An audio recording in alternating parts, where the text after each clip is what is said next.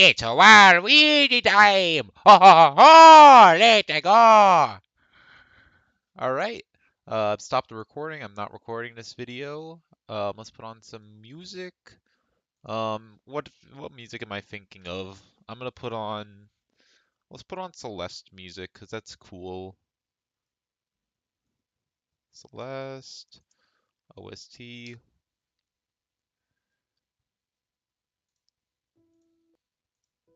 Alright, there we go. Let me make sure it's not too loud.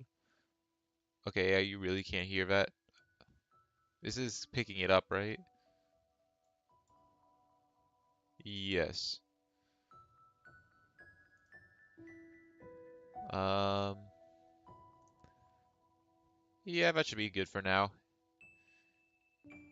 Um, if this is too loud for anyone, let me know, please.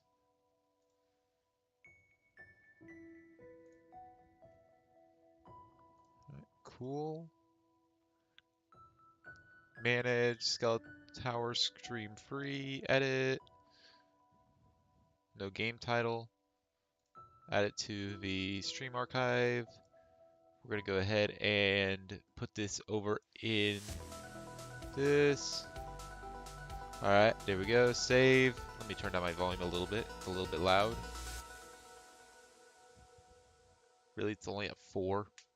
Man, the volume in these headphones are wonky. Or the volume level.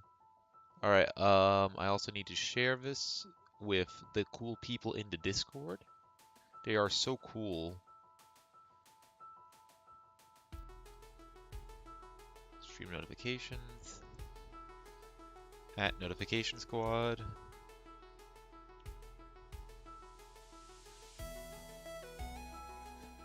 No way skeleton. No way Waluigi stream.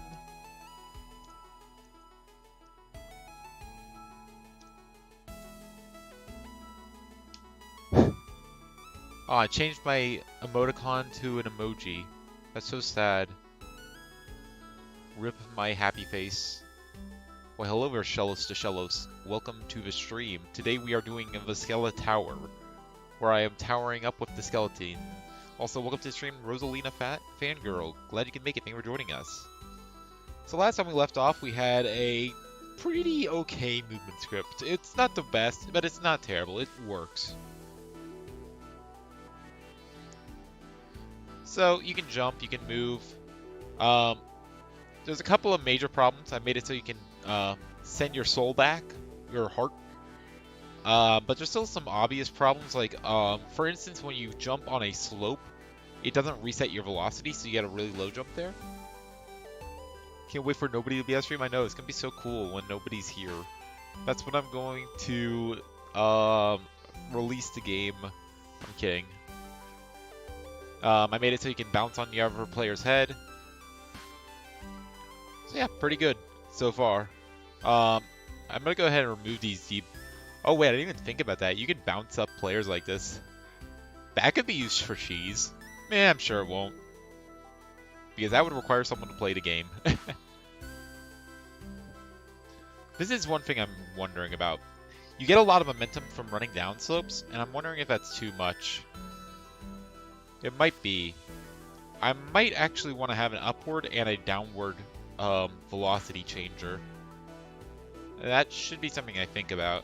Because right now, running up a slope, it's pretty slow, but you can really slide down. Skeletower is Celeste? No way! No. Skeletower is going to be way cooler than Celeste. I'm just playing that because I don't want to have dead music. Also, I can't really continuously talk for the next 4 hours as I stream. Alright, so first things first, I think I'm going to go ahead and make an upwards... I think the first thing I want to do is I want to make an upwards and a downwards slope speed. That way when you're moving down, it actually slows you down a little bit. I don't want to slow you down too much because, like, it's funny to go really fast. Make temporary models instead of white tofu? You know what? Sure. Just for you, I will. Let me go ahead and make sure Blender isn't stupid really quickly. Let me go to away. Yay, it works. Alright. Let me pull up Blender. We'll make some models. I feel like that's just a good place to start off. I'm not going to make definitive models right now, but we can make regular old models right now. First thing I also need to do is I need to go to shading because it opens up all my file folders. So just remove that. Remove that window. Tofu skin mod. No, if you're making a mod, you're going to make it Among Us. I already know you. Too bad. No funny moment for you. I've already called it. Programming. There we go. Pro gaming. Waluigi goes pro gaming. All right. So let's make skeletons. All right. Cool. Let's do this. I'm gonna pull up some reference images first and foremost. I actually used DALL-E to generate some basic skeleton images, so I'm not ripping anyone off. History. I also got it to design a couple of very basic enemies, so that'll be fun to make. I actually like the idea though of the enemies.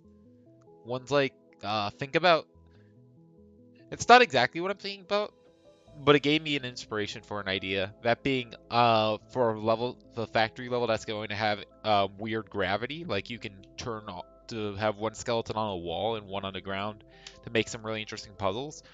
I in the background, I'm gonna have like, think like the squeegees from Splatoon 2, except they're little mice, metallic mice, if you will. But for now, let's make skeleton. All right. So skeleton. What's a skeleton? A skeleton's something like this. Let's start off with a cube. I think a cube's really cool, isn't it? Isn't it? Isn't this so cool? Let's make it a. Let's go ahead and give this a subdivision modifier. We'll go ahead and subdivide it by 2. We'll probably have to apply this when we actually send it off. Maybe. I'm not sure. Just make the models PNGs of real skeletons. I could do that. I'm not. I want to do a little bit of practice making a skeleton before I make the actual model. I'm gonna move this over here.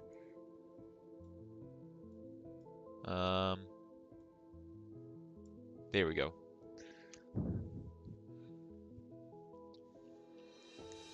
This looks like a good place to start off with.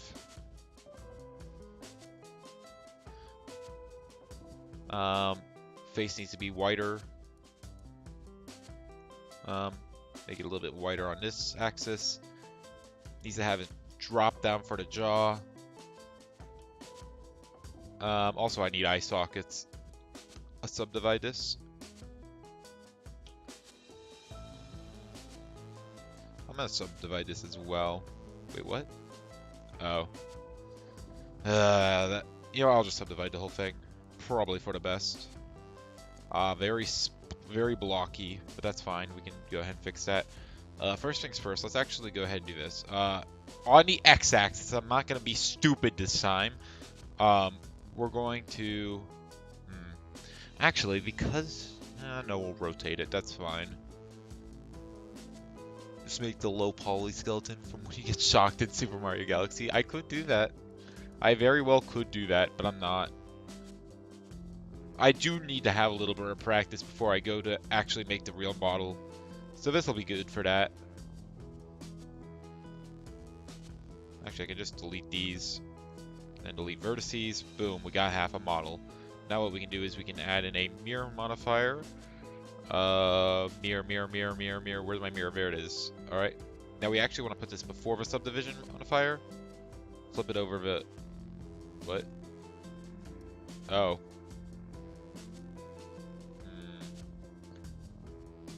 Oh, thank you for popping up there, Windows Defender. You're so funny and cool. Let's actually start over. I'm going to delete that. And the reason I'm deleting that is just because I moved it and I want this to be a perfect model. It has to be perfect! What don't you understand about art? Alright, we'll subdivide it. So here's the dilemma. Do I want to subdivide it? Obviously, I want to subdivide this down the middle. But do I want to mirror it over the X or the Y? Because Y should be forward. Well, technically Y is upward in Unity. It's really stupid unit shenanigans. You know what? For this, I'm going to use the X-axis. just because that's more traditional, left and right. We can rotate it in the actual game. I kept the left side. Actually, I'm going to keep the right side. Right side is better. It's funnier. It's also what I normally do, so I'm going to use that. All right, now let's go ahead and do this. Mirror, and then we're going to subdivision surface. Boom, cool.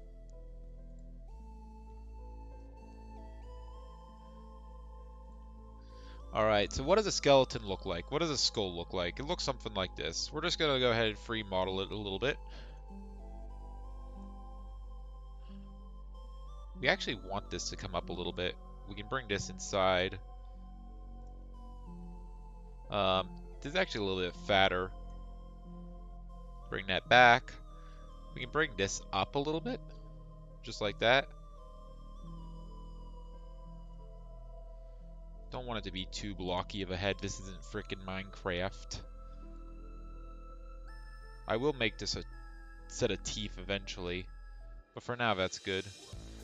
Alright. December. Do your best Mario Goes Ma impression. Ma! I think I was pretty close. I wish I was as cool as him, though. He's just too good. He truly does show what a content creator can do.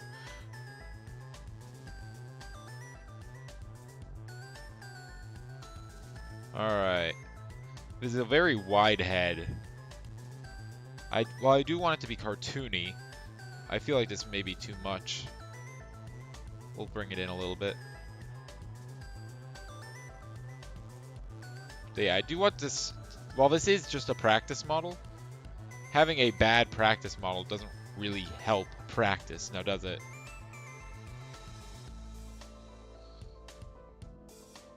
This is very low. This is a very wide head. Let's scale it on to Y. There we go. This back face is really far out. He does truly go Ma, I know. Personally, gotta still say, Ma is my favorite video from him.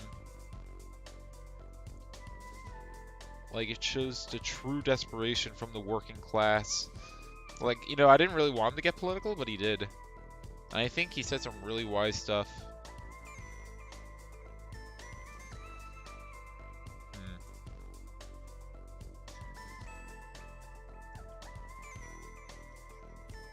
I didn't really plan for this. Because this is a temporary model, I don't have to do this, but I think I should. If we're gonna do it this way, I should start over. I'll leave this cube for now, though. I'm just hiding it. So what we're actually gonna do, actually not cube, we want to start off with a plane. We're gonna start off with a plane. Cool. Modifier.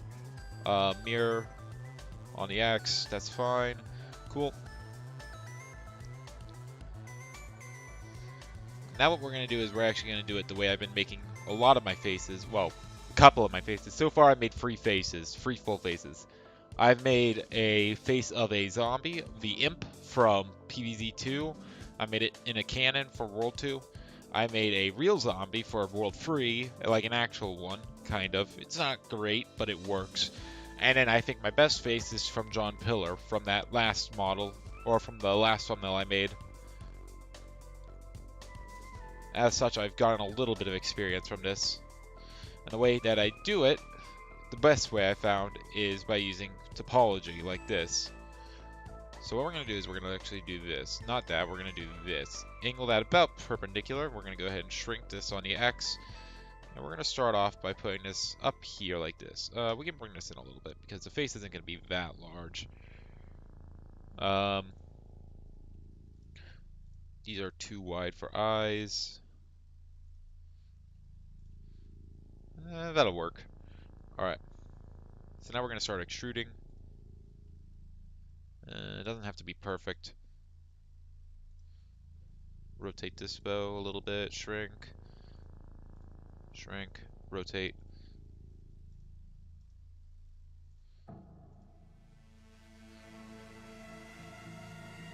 Extrude.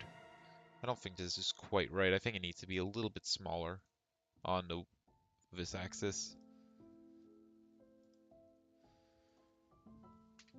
One day Mario's mom will say his last mom. Nah, he's invincible. He's just too cool. You can't kill cool people like that. Almost a year? Damn. It's been so long since I've seen him start.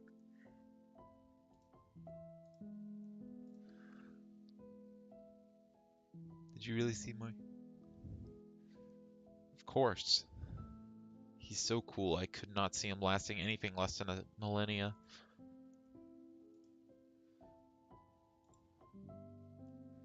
I'm sure there'll be maws until there is no reason to maw anymore. But that, I doubt will ever happen. There is always a reason to say maw.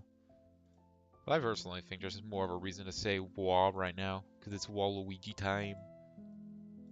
I will wah infinitely, if that's what it takes. Alright, fill that in. Basic eye shape, that'll work.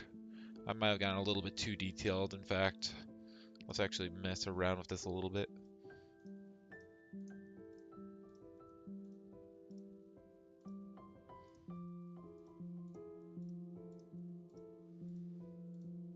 Alright, there we go. I'm going to change the description actually right now. I'm going to change it to mention that I'm doing modeling.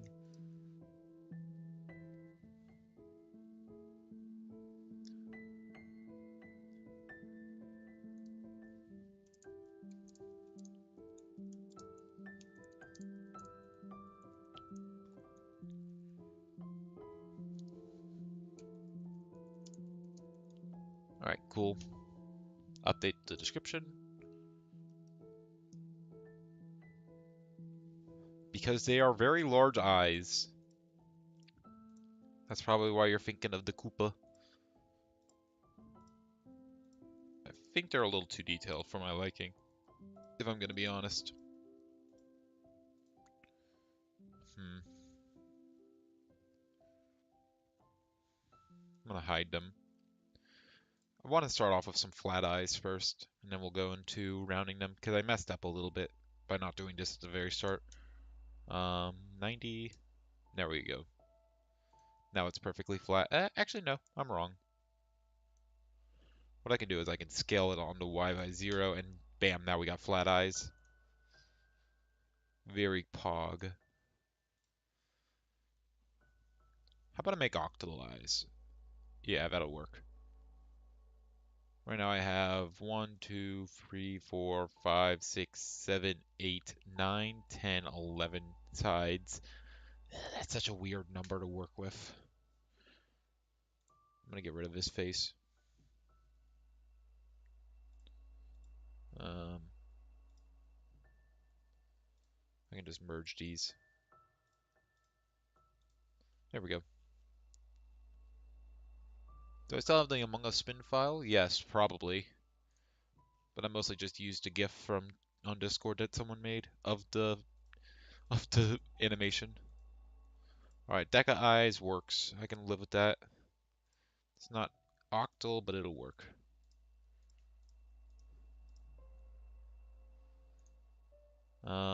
Let's start at the top.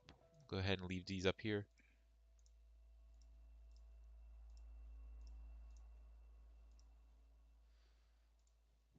Bit wide, but that's okay.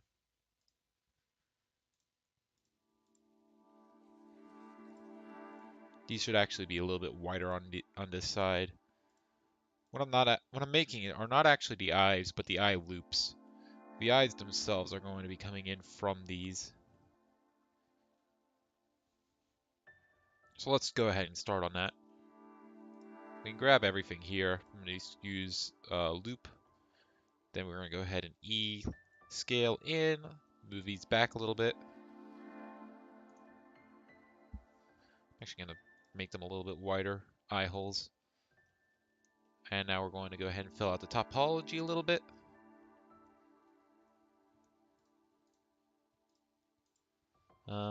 I want this to be square, so I'm actually going to do this, or tries and squares. So I'll do this. I want an internal face here, so I think it'd be better to actually do this.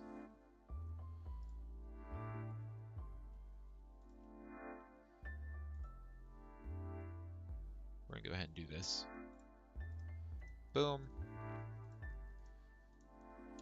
Boom. We're just gonna fill this out really nice. No need to get antsy. This will work just fine. And then we're gonna go ahead and extrude this down a little bit so it can be the center of attention for V's. I think I'll make this a square face. Everything goes in a square face. Doesn't need to be very pretty. This is going to be filled out with a very absorption heavy material.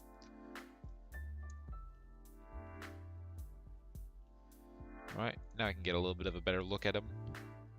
This needs to be higher.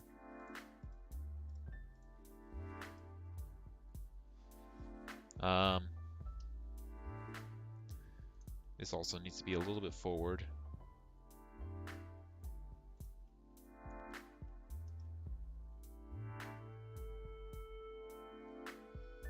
Alright, next step. Modeling. Why, hello there, Ant. Welcome to the stream. Glad you can make it. Thank you for joining us. I am your favorite streamer to watch while playing Among Us. Good. Then play more Among Us and watch me stream. You must. It is your duty.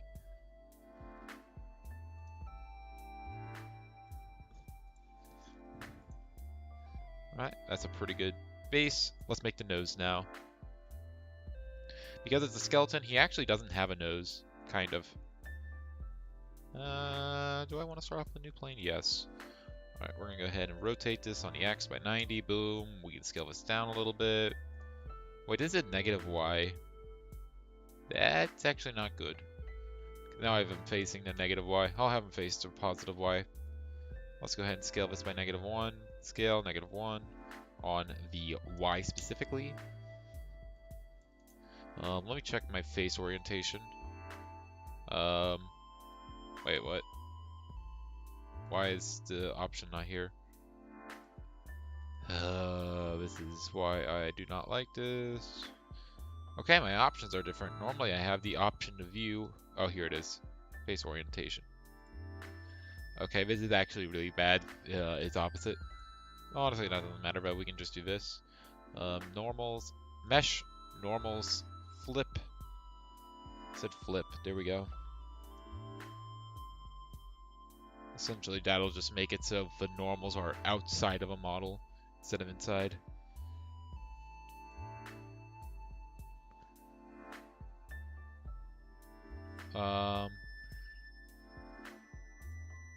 Merge is on.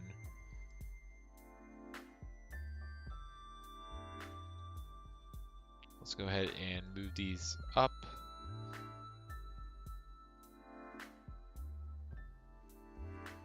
There we go.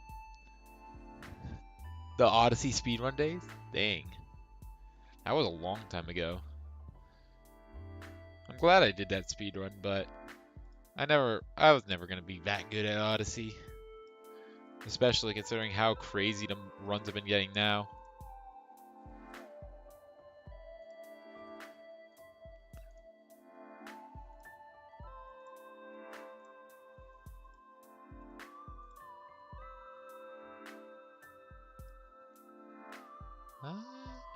That could work. Let me actually try this. I'm actually gonna do this. Extrude this out, and then make this a triangular face. It's a bit weird, but it'll work. I'm mostly doing this so I can do this. Just give him a little round nose.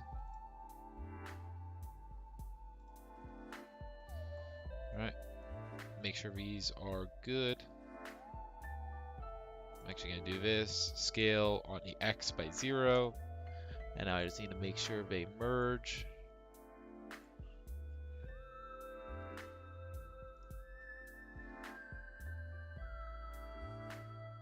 You're going to remove the double vertices? Yeah, that's what the merge is for. It looks like a cheap kind of. The little mouth. Or not a cheap. But some other, like, little Mario enemy. That's his nose.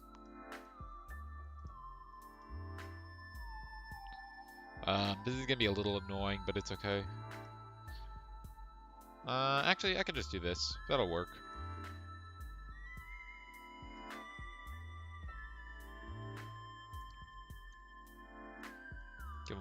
indent. I might actually want to bring this further back, just a little.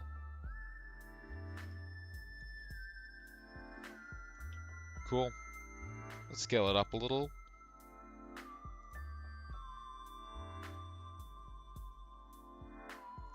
A way that I can actually tell that if it's working a little bit easier is by doing this.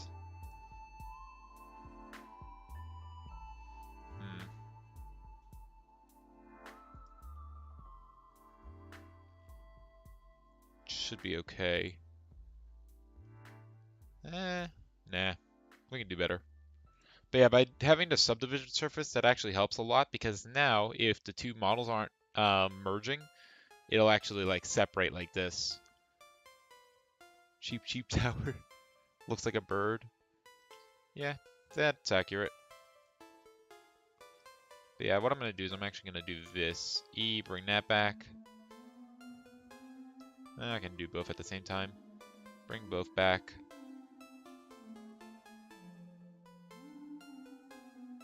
I'm going to scale it down a little bit on the Z. Bring this in on the X. Kind of looks like a shy guy if I'm being honest. But that's okay. It's just a start. These eyes are too far apart, I think, is the main problem, judging by my reference image. This nose is too far down.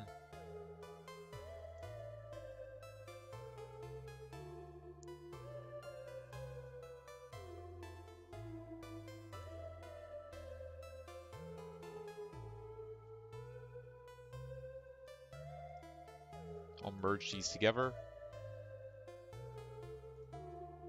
You go ahead and fill in this face.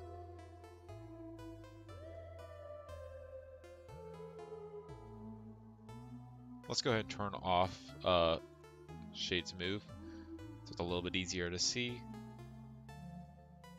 Alright, we'll go ahead and extrude this up a little bit. Whoops, that needs to go back. Too much. A little bit more. There we go. By hitting Shift R, I can repeat my action. Fun little blender thing. I think this should be even a little bit further ahead. These eye sockets should be a little bit further back. Maybe even a little larger. What?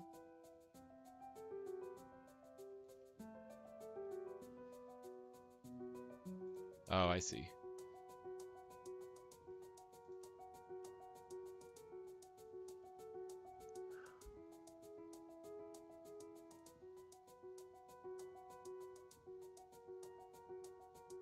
Unlock a power-up that makes the game 3D? Yeah, like Super Paper Mario?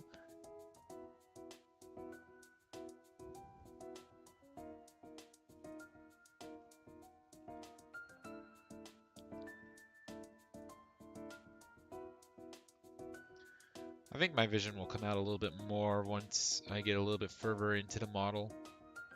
It's a little hard to make a skeleton look right on the first try. I want to give a little bit of a forehead, so I'm not actually going to separate here, but I will do this. Let's go ahead and make the teeth, because that might be important as well. I can extrude from here. Oops. E, X. From the nose, this should sort of form the cheek. So that's actually going to look like this. Yeah, that's helping a lot.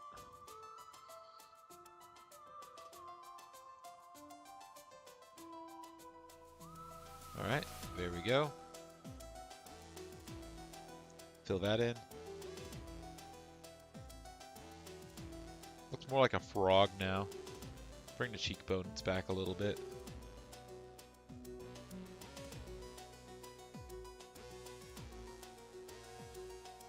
Alright. We'll go ahead and bring this up a little. Bring it back. This is going to be where the forehead starts receding. Actually, no.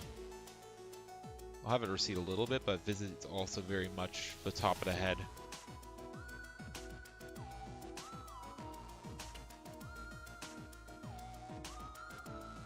It's still a controller button. Don't color splash.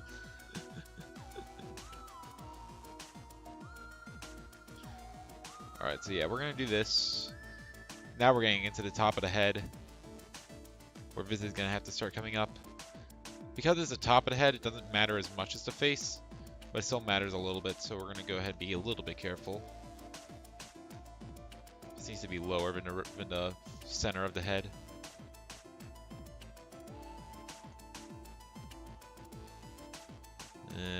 This needs to be higher.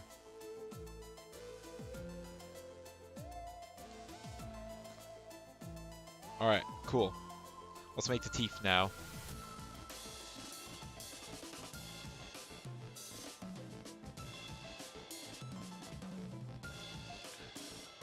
Yeah, we can do this.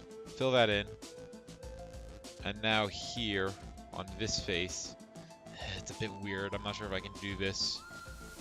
I want to make individual teeth, but it'll be hard to do from just this. To make a separate protrusion, that'll be a little bit hard to do. Should I model pizza? Oh, call it Pizza Tower. I get it. It's because it's like the hit game Pizza Tower. No. I know I'm taking a lot of inspiration from a lot of titles with this game, but I want to make it my own. It's gonna be tough, but I can. This is going to be a big title on my own.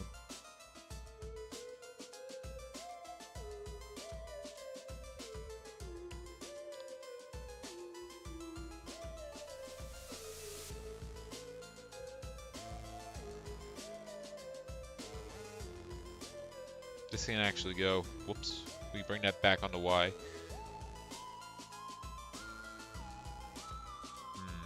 How am I going to do this? Each tooth needs to be individual. However, if I do that, how do I make a separate tooth? That means I'm going to need individual positions.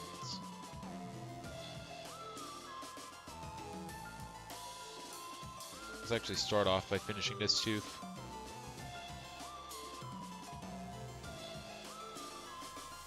Four teeth are better than 3. Going a little one-to-one with my reference image here, but I think it's important to get these to look right.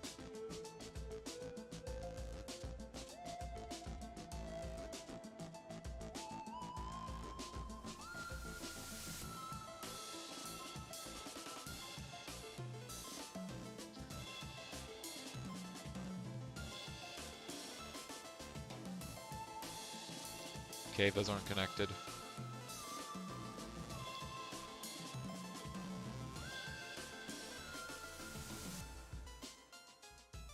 There we go. Will I stream Among Us? No. There's not really a challenge to do for it, and I'll be honest, I'm not the best social person. What am I gonna do? Just play Among Us on stream? Like, it's fine. I might do it in, like, the Discord sometime.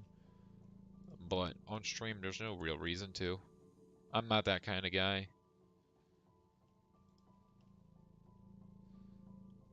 You know what I mean? It'd be funny for like the first couple of minutes and then it's just kind of a boring stream because I'm not the best at it.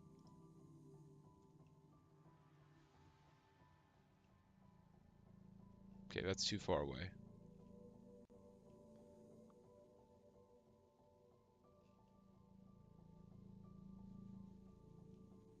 Can you beat Among Us with not being sussy?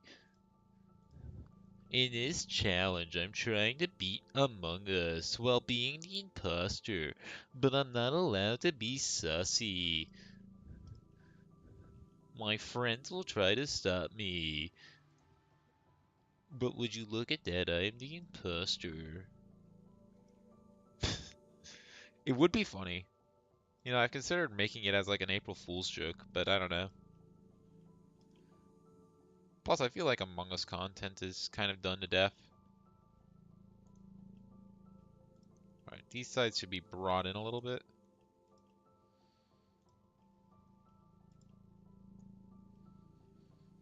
teeth... Actually, no. These teeth should be wider than you'd think.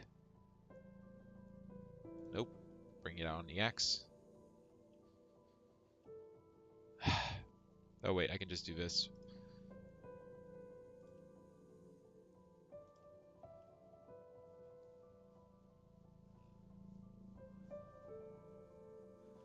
Honestly, these could be a little bit lower before I start making the teeth. Let me bring these faces down a little bit.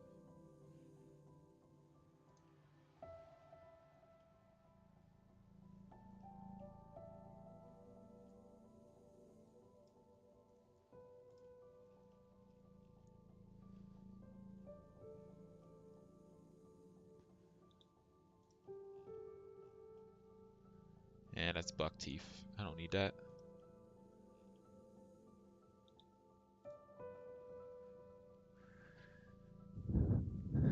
All Luigi goes a while becomes chilies. Don't know what you mean by that, but okay then. You mean like the restaurant? I remember when Chili's used to be good.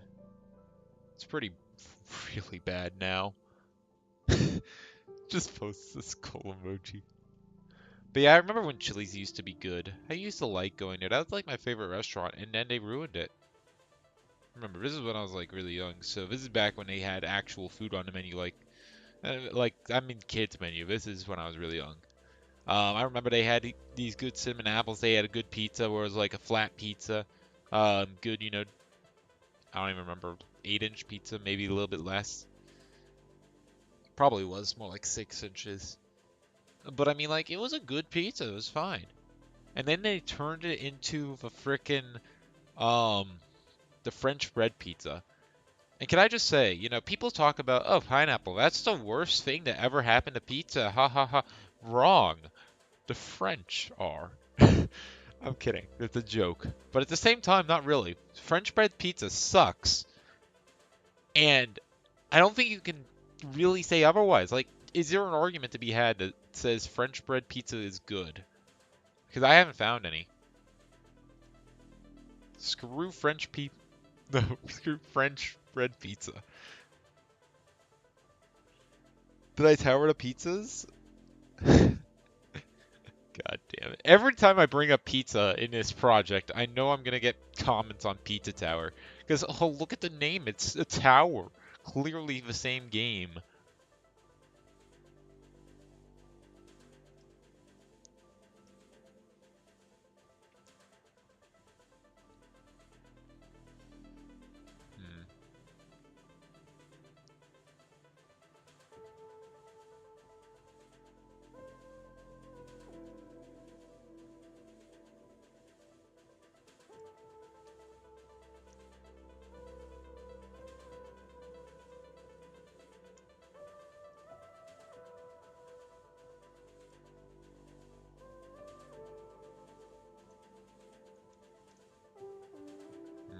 Put that more in the middle. Oh wait, I messed up.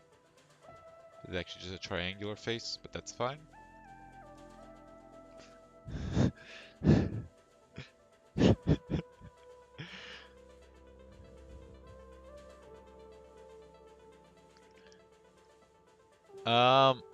Anyway. So let's talk about this model. I probably should just put the model on screen that I'm sort of referencing. The image that I'm referencing. Should I? Nah. You guys can just wait to see the model when it's done. Right now this actually looks okay. I need to get the... What am I going to do for the bones though? Like the individual bones. Should I make it into this model or should I not? I probably shouldn't. I should probably make it the way I'm going to make the actual game model. And I can just replace the low poly stuff with the actual stuff. The good thing about doing it this way though, I guess I should bring up that. The best thing about doing it this way is look at this topology. When I actually apply these modifiers, Look at it. It looks so smooth. It looks so cool. This is why it's really cool to do it this way.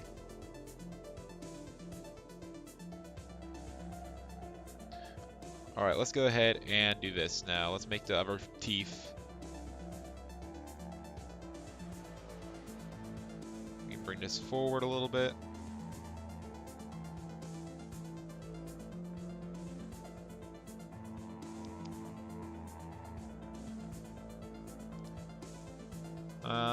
Nah, we'll do it this way.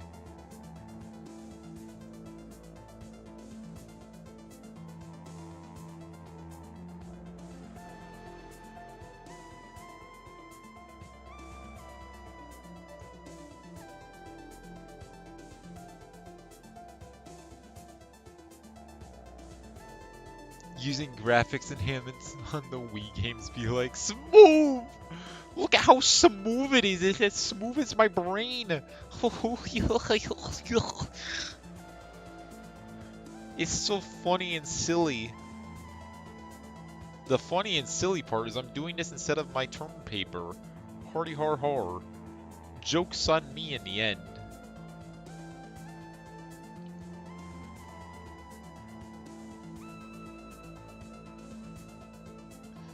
Those look like fingers. You know what? Fine. Give the skeleton teeth fingers for all I care. As long as it works.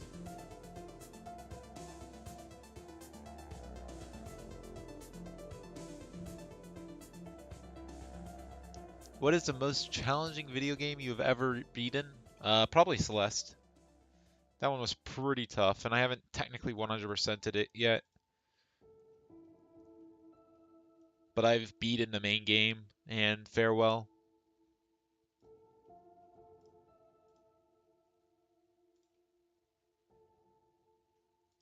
Other than that, there's definitely been some challenges, but they haven't really been difficulty in the game, I'd say. Actually, I can merge these. That's fine if I merge these vertices. It's the back of the teeth, but it should be okay.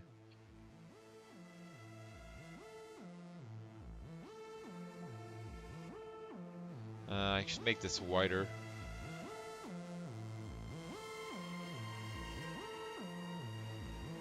Also, I don't know where I messed up, but somehow I'm editing the left side again.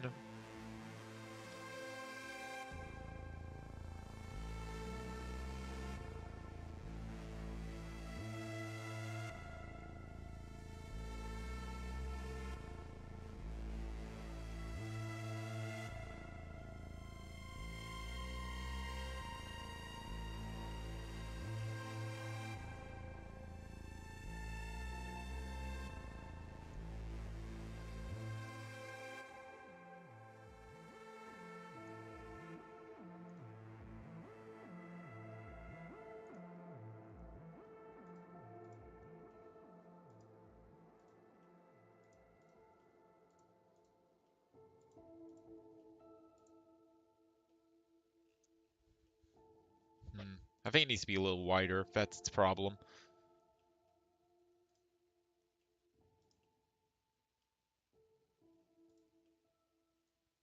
That is not what I wanted. There we go.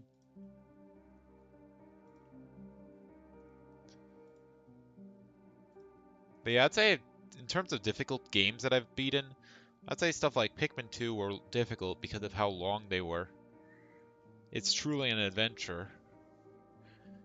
Something like a link, a Link to the Past was pretty tough in terms of that as well.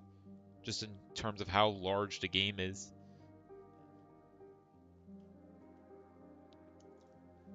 But in terms of just raw difficulty, I'd say Celeste for sure.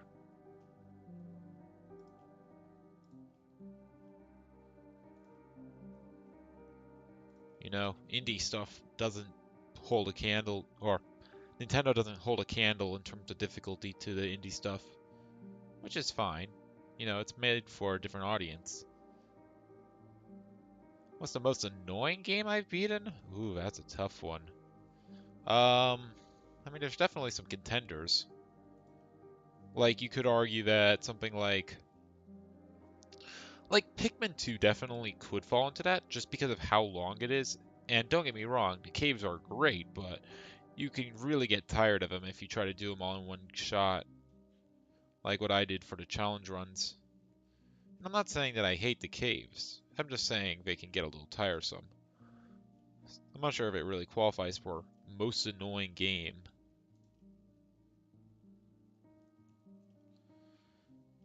Um,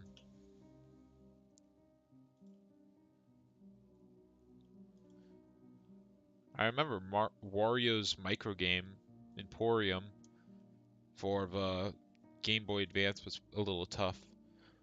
Wait, no. Wario Land 4 takes it. That was the most annoying game to beat. And I'm not saying that because the game was necessarily hard. I'm saying that because there was a couple of spots just that stumped me. And it wasn't because, oh, this level's too difficult. It was because, oh, in order to get the random hidden gemstone, you have to break this specific hidden wall. And like there was one room I spent an hour or so just butting my head against every single wall, and it turned out I missed just one random wall that I had to charge max speed at. Stuff like that really froze me through a loop. And that's one thing I'm really hoping to avoid in my game. Skeletower should not have any annoying sections like that. Should be difficult. There will be challenges in it. Believe me. But I'm not going to make it unfair. Use this as diversion for underpowered PCs. Oh, recently when I was playing Mario Kart Tour, because I decided to boot it up once again. I really haven't been playing it that much recently, but I decided the other day to boot it up, and I remember looking in an online race, and they use lower poly models for the other drivers once they get far enough away, and Shy Guys is abysmal. Because I was still close enough to be able to read details, and it goes from having holes in the face like this, holes in the mask, to just being a flat texture with like a 16 by 16 textures. It's terrible.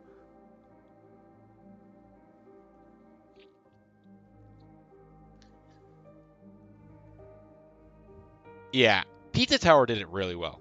I'll give them credit. Pizza Tower really did do a good job of uh, hiding the secrets well.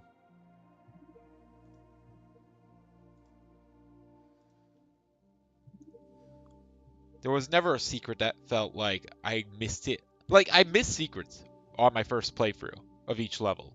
There were definitely secrets every time. I don't think I ever perfect cleared a level. But I was always able to find it after like 2 or 3 more run-throughs. And the levels are short enough to where you're both improving yourself for the P rank and you're running through the level looking for secrets at the same time.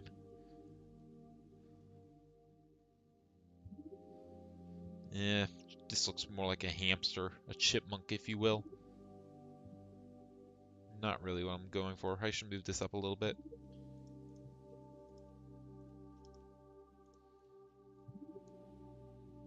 No, this actually should be on the X. And then move it back a little on the Y.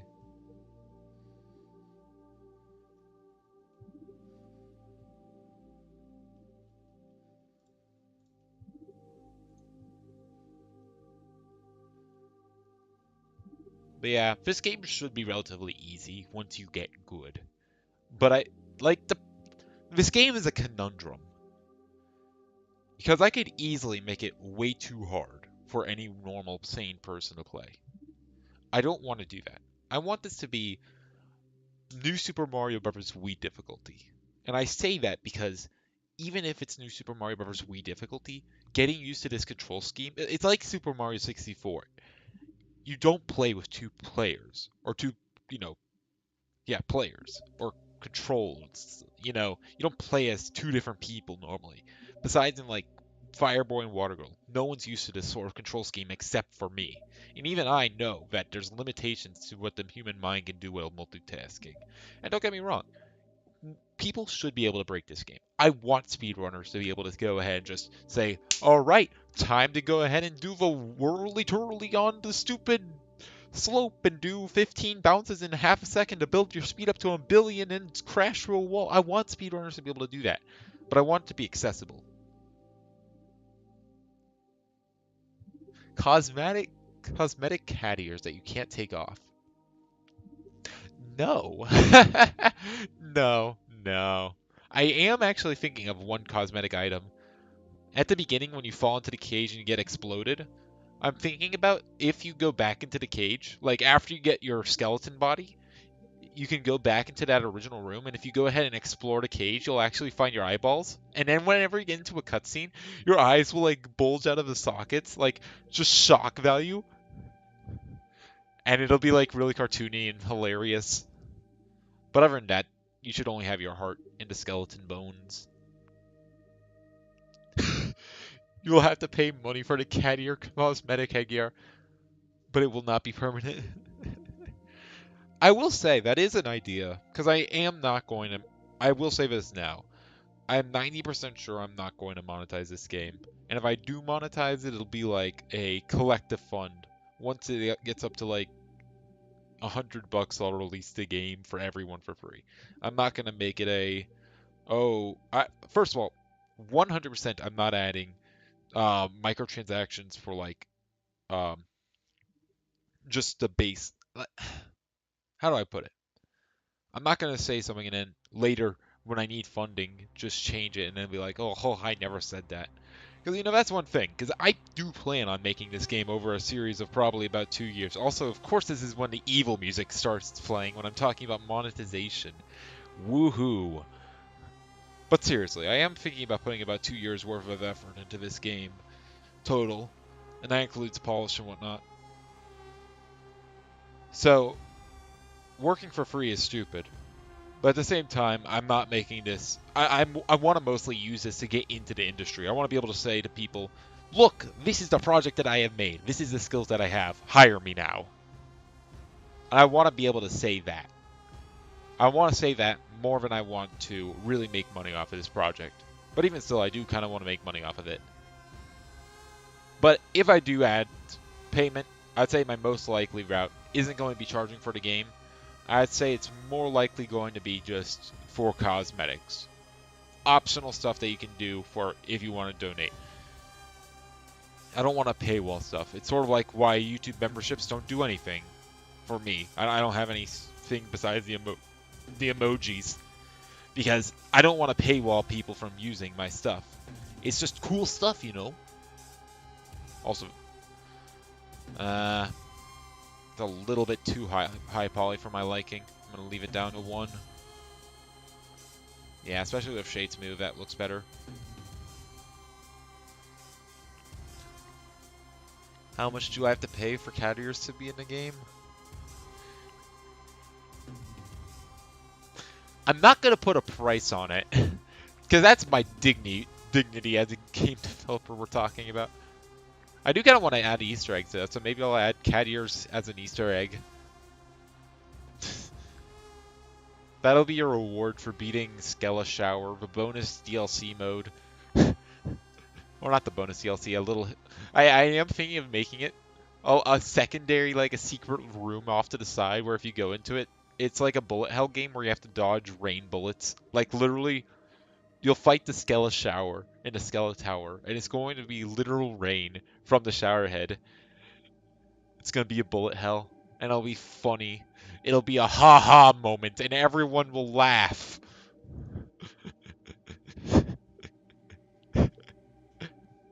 Just the Luigi springboard. That's the best response I could have asked for.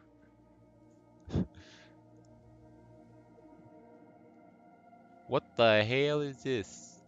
Something doesn't look quite right. That is what's not right. Okay.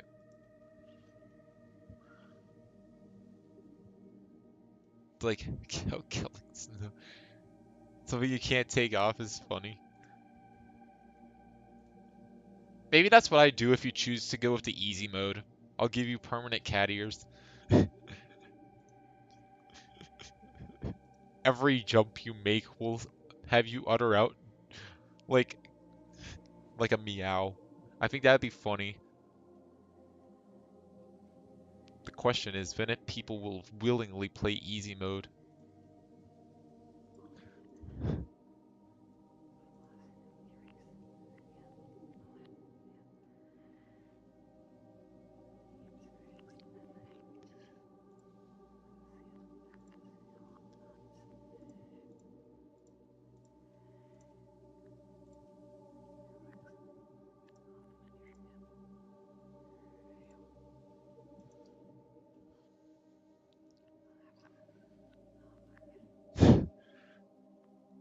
Only do that if Harry paid. I mean, Harry is single-handedly financing this YouTube channel. Just gonna be honest. I really cannot thank you enough for all of your patronage. It is going for a good cause. Me.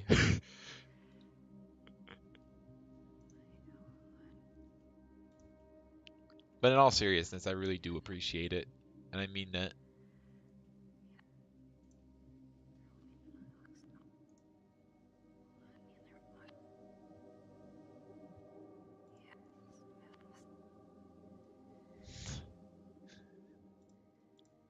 Alright, let's go ahead and make this one of these.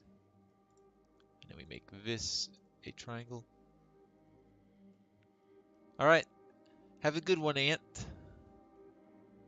You have a good day.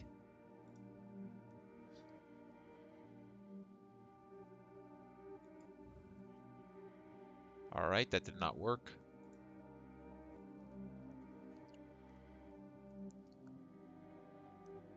There we go.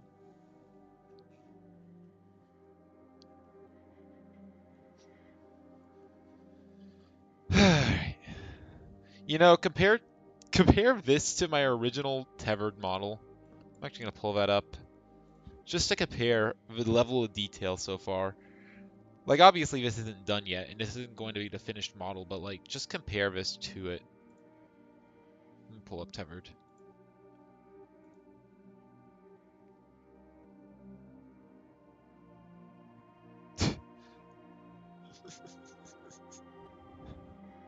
Oh my gosh, this is so bad. Get out of here, notification. Oh, and the physics are terrible. You can't even jump, I forgot about that. You have to like hit tab in order to tether. Ugh, you're so slow. This is why I'm making Skeletower, because this is not fun. That is way too slow. This stream was brought to you by Harry Mario. Thank you so much for the donation.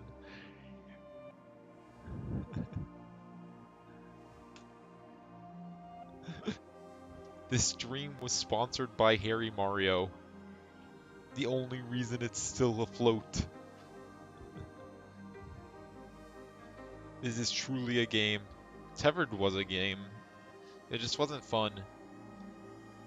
And that's why Skeletower exists. To correct my mistakes. To make it a true experience. The only thing that's going to be tough is that I'm sort of dedicated myself. Just like in Tethered, I promised that every little bit would be streamed. Every part of the creative process would be here. So that way if anyone else wanted to make a game of their own, they would be able to. They'd be able to see what I did and maybe not be able to copy it exactly. But they'd be able to see how I thought and see what my ideas were. I want this to be a resource to people. I want people to be able to see how it's done. I want to be able to look back when it's all over to be able to see what I improved upon.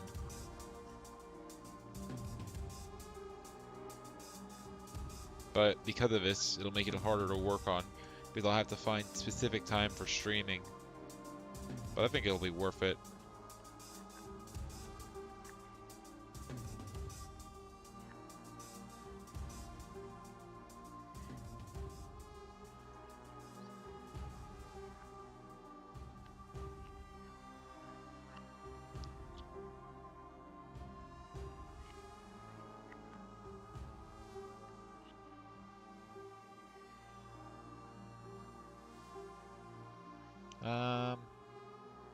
Nah, I'm gonna do this.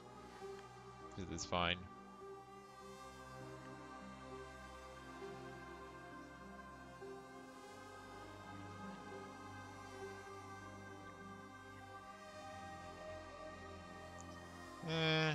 We can actually merge fees, I'd say.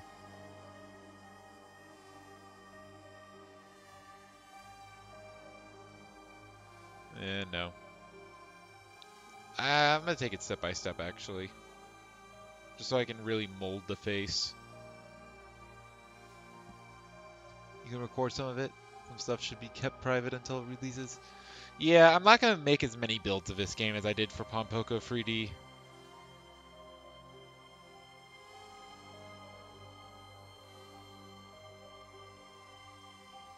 But I do want to show everything. I want to show a creative process. And hiding anything, I feel like, kind of destroys that. Even stuff that's obvious, I feel like I should mention the stuff behind it. Because, not everyone's going to watch these streams. The people who do, sure, will have background knowledge, but who cares? That's a very slim majority who I hope to play this game. Plus, I'll be getting plenty of playtesters who will never have seen these streams.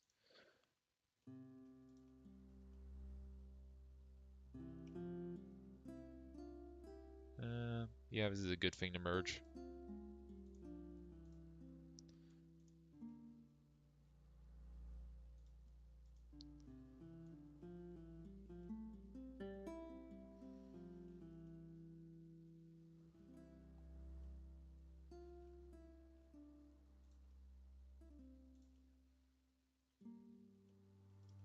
Something I learned from doing John's face is that you really want to do this first.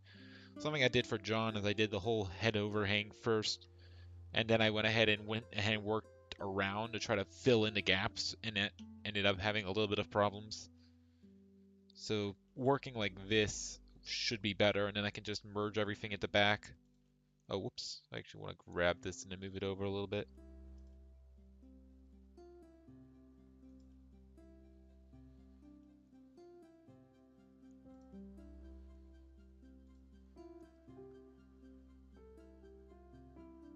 Yeah, he kept the Boss 4 secret. I remember seeing that he literally kept it secret on purpose. The only difference is for McPig, he was doing it for a commercial game. I'm doing this to teach, to learn. And I want this to be a true showcase of everything.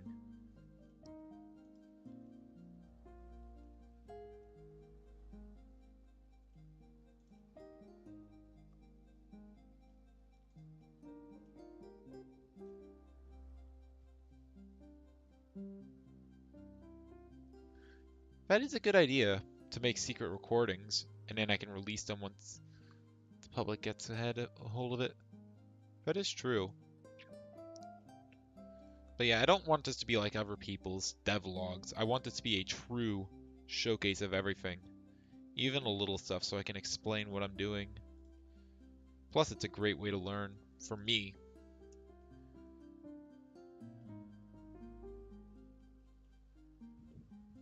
Not to mention it helps at least spread awareness of the existence of Skeletower.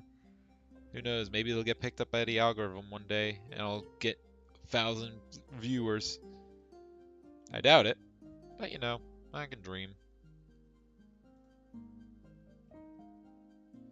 I think there's a decent cheekbone, but I think this should be brought in a little bit more. Have the front faces do a little bit more work.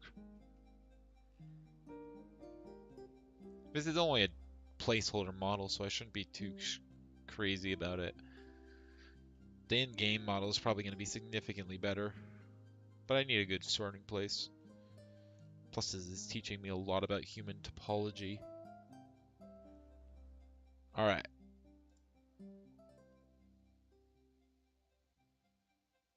Of course, I am going to be making a full video once the game's out, just like what I did for Pompoko 3D. The only difference is I don't want to keep this secret. Pompoko 3D was a secret project, I would call it. I have tons of them. Tons of ideas that I keep to myself. But I don't want this to be one of them. I want this to be something I really show off.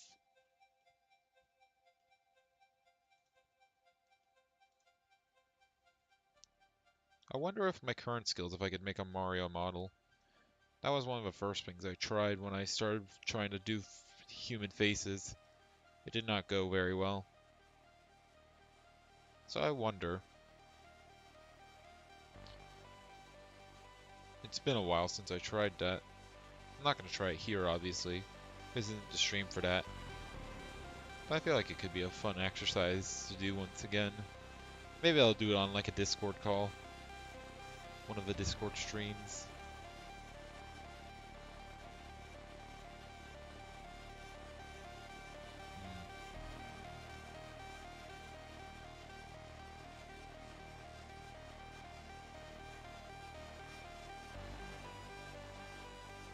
Yeah, that's better.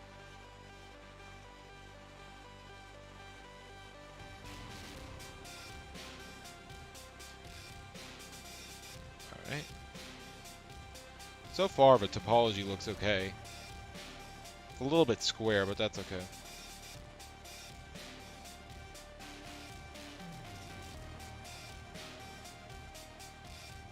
Whoops. I hit E to extrude again. Just a little mistake.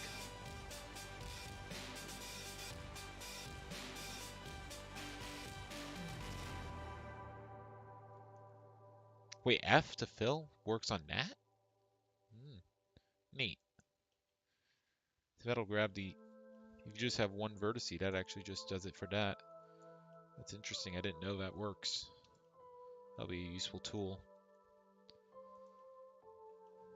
The things you never know about Blender. It truly is a crazy software.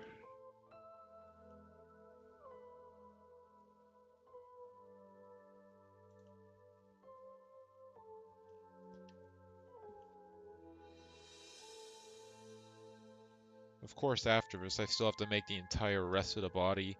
I'm not going to spend as long on it. The skull is the real thing I wanted to work on because it's face topology. Hand topology is also pretty tough, but yeah, I don't like that. Hand topology sucks. I've made a couple of hands in the past. I didn't make one for John Pillar, obviously, because it's a pillar. But I did have to make one for the imp and for the regular zombie. I think the imp ones came out better, though. Another thing to consider is clothing. Actually, no, I don't. I have to consider that for the scientist boss that I'm going to have. But for the actual skeleton, he's a skeleton. He's going to not wear clothes because he's skeleton. Also, like, the main move of the game, being able to dash out. It kind of doesn't make sense to have clothes. This is technically Tethered 1, because Tethered 1 didn't exist. So this is just a continuation of its development. It's developed into Skeletower. I consider this to be the continuation of that project. This is just the fun version. Oops. Okie dokie. I hit Control S to save, which I probably actually should. But this is my Plants vs. Zombies stuff.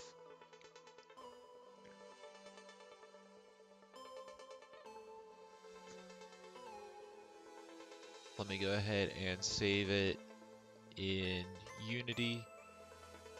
Yeah, I'll save it in Unity Assets. I'm not on YouTube. I'm not going to make a separate folder for it. They aren't the hardest thing, but they can be pretty tough. Alright, let's go ahead and put this in... Alright, where am I now? I'm in just users. Can I go to documents, please? Where's documents? Could I have documents? Where's documents? Could I have documents? Alright, I cannot have Okay, here's documents. It starts off with the dot stuff, which is weird. You need projects. Alright, where is it? Where is the Skeletower? Is it in Dash? No. The main character of Skeletower is just a pile of bones.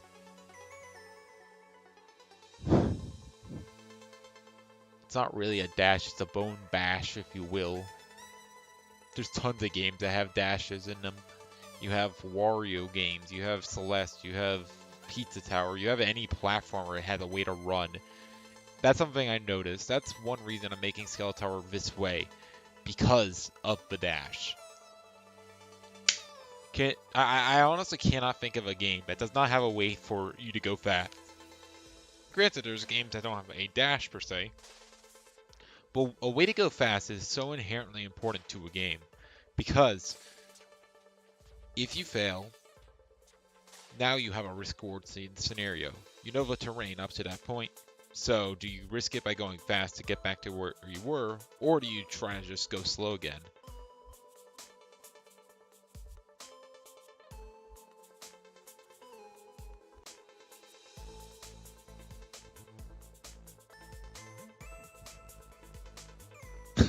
Nah, it's the pink cube from Just Shapes and Beats.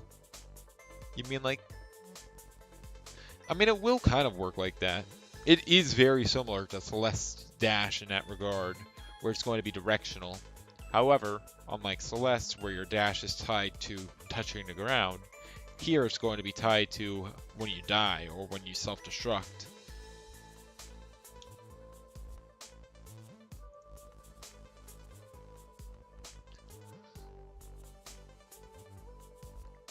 And dashing doesn't just dash, it separates you from your other player. It's a whole separate dynamic.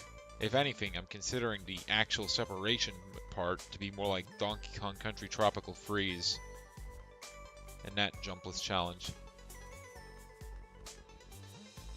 It's kind of funny to think, but this game is honestly more like... The only thing it really takes from Celeste is the dash. Just the idea of a directional dash. Other than that, my main source of inspiration is the new Super Mario Bros. Series and Donkey Kong Country Tropical Freeze.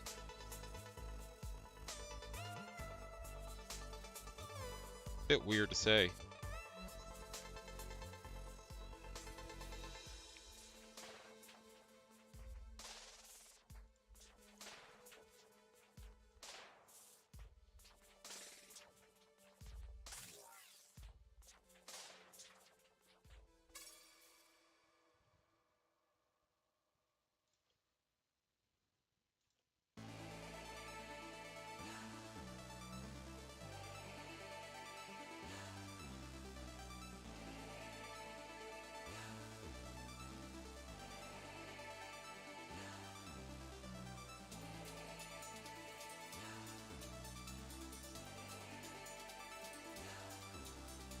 No, needs to be further back.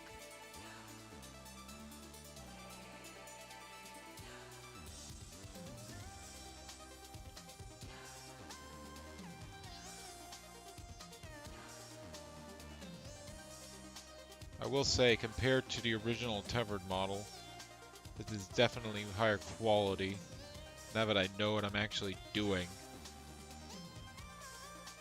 Feels good.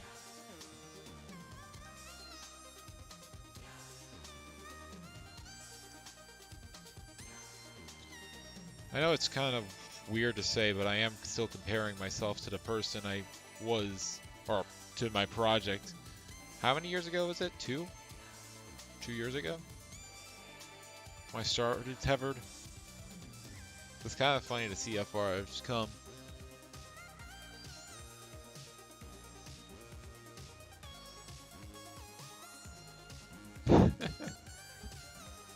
I get it. It's just like the parry mechanic in Pizza Tower. Probably not. The thing about this game is I wanted to use as few buttons as possible. Because right now, if you're on keyboard, I'm literally only going to use the 8 directional keys and possibly the escape key for pausing. Other than that, I only want to use the directional keys. On console, or when you're using a controller, then I'm going to use 12 buttons. You're going to have the 4 directional inputs for each player, and then I'm also going to have 2 buttons, one for jumping and one for dashing. And the reason I'm separating it there is because when you're playing on a controller, it is much easier to fat finger your way to do an input that you don't want to on a direction.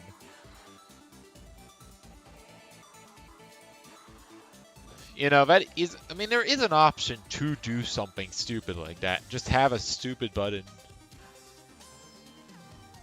But I don't know. Stuff like that, like all these Easter eggs are great, but I need to have the main game done first. I want to be able to have that done as a proof of concept before I get my hopes up on doing anything stupid.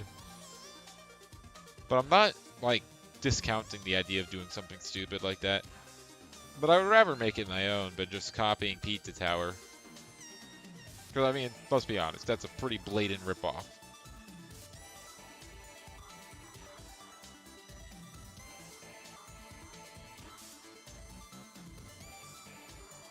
Like, you know, maybe something like that could be a reward for completing Skeletower.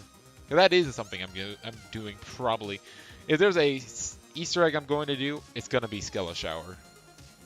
That's first and foremost, because that's just too funny. An entirely secret game mode for finding the shower, where you be the true gamer that you are, and you avoid touching any of the water.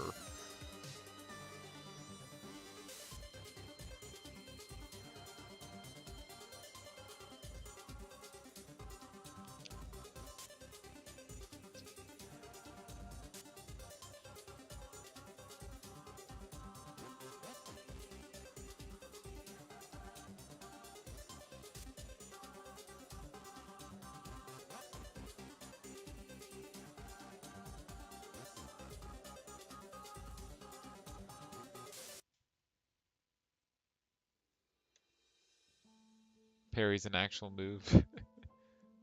Just something completely useless.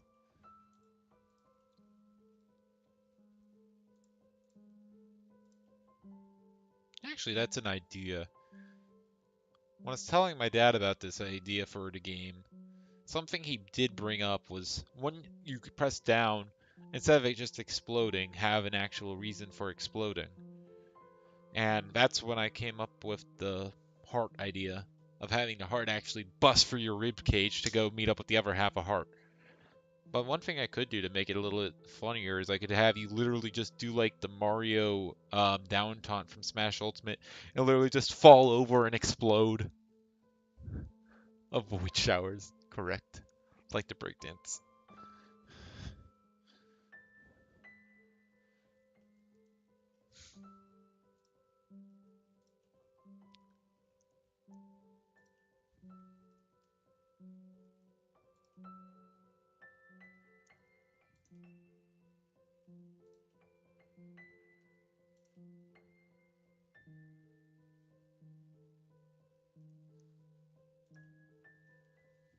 Alright, there we go.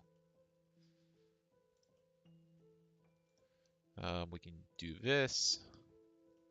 Start fusing up these spots.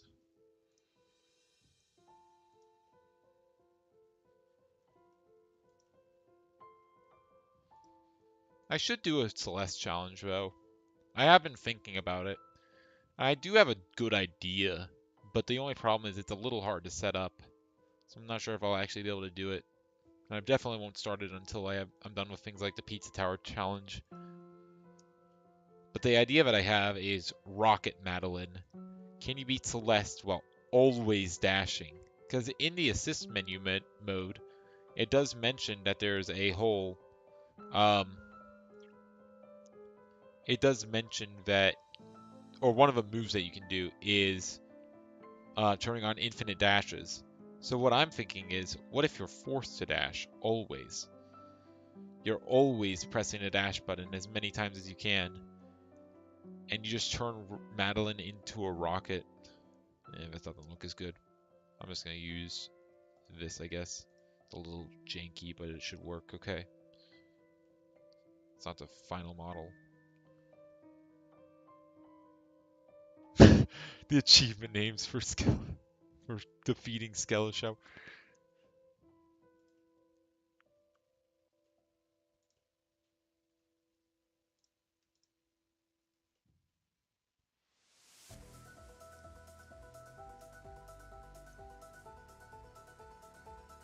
I do have to start thinking about music for this game. One song track that I've been thinking about, obviously I'm not going to sing on stream because that's embarrassing and cringe. But I have been thinking of one song's name, Bone Hurting Juice. I'm definitely naming one of the songs that, I don't care which one, but I'm doing it. It's too funny not to do. It's a rather bit silly, you see. Actually, let me see. If I hit F here, it does do what I thought. Okay, I was able to extrapolate knowledge. I did it. Turbo controller dashing. Yep, that's basically it. Only problem is I don't have a way to constantly press a button. I tried using a script to do it, but the IDE I was using didn't really work. Alright, cool. Let's Shades move it. We got ourselves a skelly head! It's a skelly wag. Loud bones? What? I don't know what reference that is.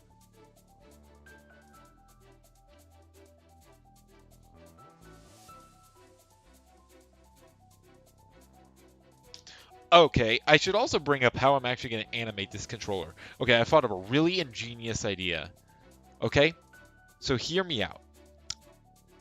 Bones are stupid. Or, so the way you normally animate things is with bones. So what you would do is something like this. Yes, I'm in object mode. So what you would do normally, let me save again, just to make sure. We'll go ahead and apply this, and now I'm going to go ahead and add in a armature, single bone. This is a bone. It's really funny and cool and quirky. We'll go ahead and put that in the skull. And now what I'm going to do is I'm going to copy, or I'm going to grab both that and the armature. Control P, parent, with automatic weights. Great, now I have the armature. Now I can go ahead and go into pose mode. And now if I grab this armature, which I can do, I can make it visible here. View, where's view? I want to see view per display. There we go. So here's our bone, and I can go ahead and take this bone, and in pose mode, I can go ahead and grab it and rotate it. And wow, would you look at that? The skeleton works. It's cool. Only thing is, I'm not doing this. Kind of. Now, for the normal actual animations, I am going to do this. However, I'm going to do something a little tricky. You see, typically animations are going to work most of the time when you break apart and your heart goes to the other character. That doesn't really work with bones because I'm going to have all the bones, well, all of your bones, literally trail behind. Think of it like the heart pulls the bones with it. And that's really cool and all, but how do you make an animation of that? That sounds like a lot of work. So what I'm going to do instead is I'm going to do that through a script. But then, now you have a script who's attacking your actual code or whatever. Although, let me go ahead and move back here so this is modified again. But yeah, now you have the problem of, oh no, my script, it is working against me. It's working against the model. It's working against the actual rigged animations. So the way I'm going to do it is I'm going to do two things. I'm going to, first of all, each model is going to be the player is going to be 3 separate parts. It's going to both be I guess 4 separate parts. Part 1, it's going to be a physical box. Remember this? Remember this box? This little thing? This right here? Okay, it's importing my player model right now. Cool, sure. But yeah, you see this little box? This is the first version of a player. The actual thing that's going to have a controller, the actual thing that's going to have the box collider, all that stuff. This is the player. The second part is going to be the heart, which is also going to be attached to the player. It'll probably have a separate shader, so that way you can actually see it at all times. So that half a heart's going to be the second part. And that'll be controlled purely by a script. Because what the hell's what's a rig going to do on it? Or I might have a rig on it, but it'll be a separate rig from the player's rigs, okay? So that's the second part, the heart. The third part is going to be the rig, which is going to rig all the bones together so I can make all these wacky animations that are so funny and cool. So that's the third thing. But then the fourth thing is each individual bone is going to be a separate object that's going to be a child of the actual player. And then what I'm going to do is I'm going to do something a little sneaky, a little silly, if you will.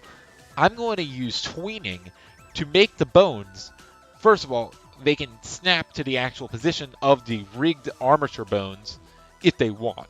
They are allowed to do that. However, I'm also going to make it so they can just abandon the rigged bones. And then they become their own objects that can then do their own thing. And so when you explode, what's going to happen is a few things. First of all, your player is going to be deactivated. You no longer exist. Or maybe I'll have you teleport to the original player immediately. Either way, that's not important. What's important is you'll have a timer go off until when they'll tell you when you're able to actually move again and do stuff. Then I'll have the heart, and that's going to go ahead and fly into the other player. And that's just going to move from its initial position to a new position. Pretty simple. Third, you're going to have the rig. The rig, because the bones are going to be all separated and the heart's not a part of a rig, the rig's actually just going to do nothing. It's going to T-pose. I'm going to have a T-pose fly towards towards the actual body that it's going to inhabit. It's just going to be T-posing, because that's funny. So while it's doing that, the next thing I'm going to do is all the bones. Model all 200 plus bones. No, this is going to be cartoony. If you add too much detail, there won't be anything to understand. Or it'll be too hard to understand. But yeah, all the bones will then fly to... I think what I'm going to do is I'm going to have a script that'll basically say to each bone where around the heart it'll appear. I'll basically form an ellipse using math. And yeah, so that'll do that. And that's basically the 4 parts.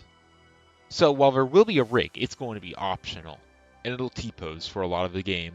And it'll be funny and quirky and original. Hardy har har.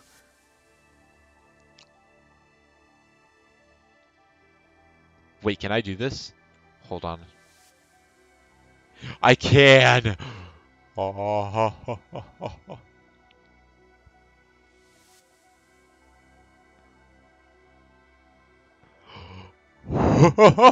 I can name it Skull and then literally the skull emoji.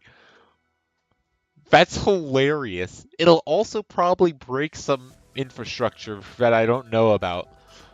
But it's still hilarious. I can literally name the skull, object skull, as skull emoji. Like, you gotta admit, that's pretty funny.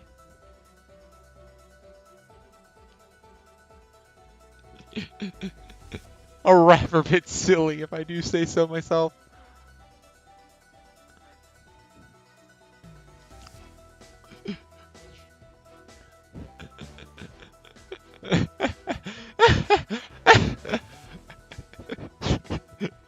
Skull emoji.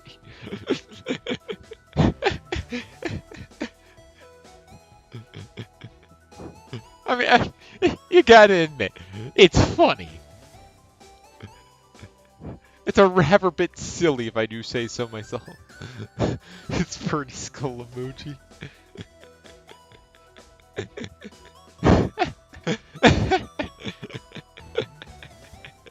It's skull emoji. I'm surprised Blender allows for that.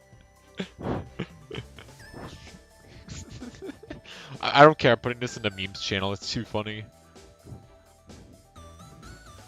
There are new clips. Oh god. I'm not looking at the clips now.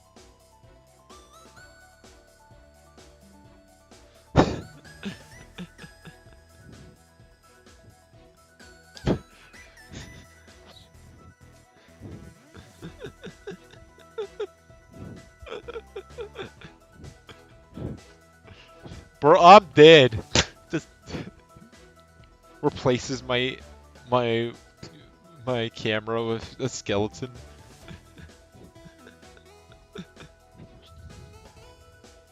Alright, what's next? First of all, I want to see, because I imported this into Unity, first of all, I want to save. Second of all, let's go ahead and do this. It'll re-import, probably. So in player, I now have player model.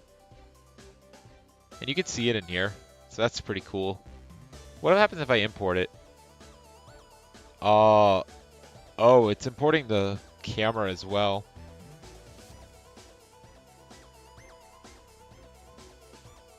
The camera, the light, and a skull.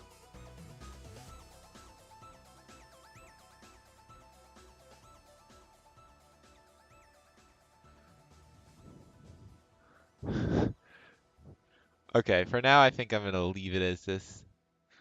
Okay, it said unpack. Where's the unpack button? I would like to unpack. Can I unpack, please? Where's the unpack button?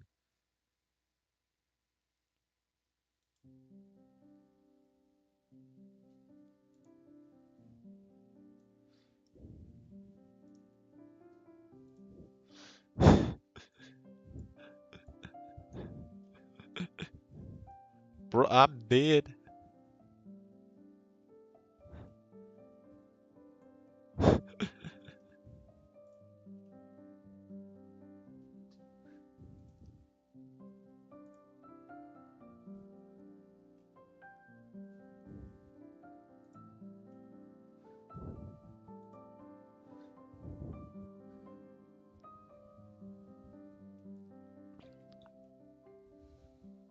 Gotta find some way to make it cute or charming. Yeah, I'm gonna make it kind of, I guess, what's the right word? Like chibi? I don't know. Cartoony? Short? Other funny word? He'll be a rather bit quirky. I'm surprised the scale is correct. Kind of. It's a little bit large. Thankfully we can fix that.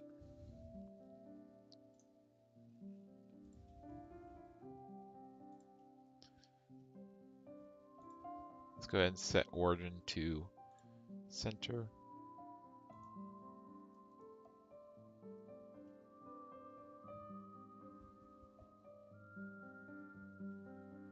Wait, what? Set origin to center of volume. Oh, yeah.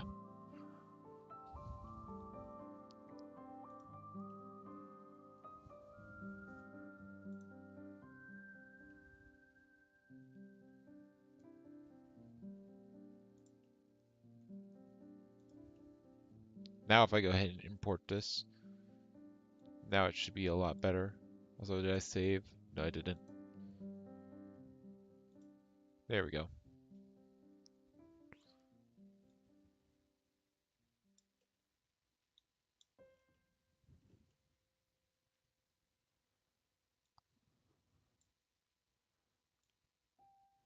Yeah, that's what I expected.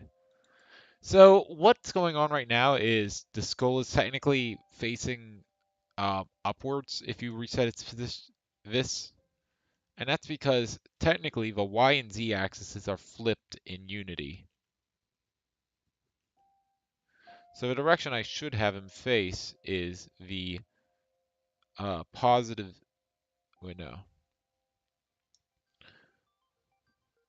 I want him facing the negative Z axis.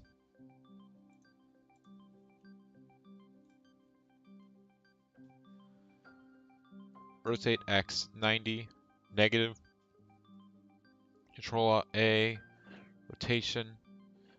And I'm going to rotate him by 90 on the X again. And there we go. Now, when I go ahead and import him, also I need to save. But now, bam. Correctly rotated at 0, 0.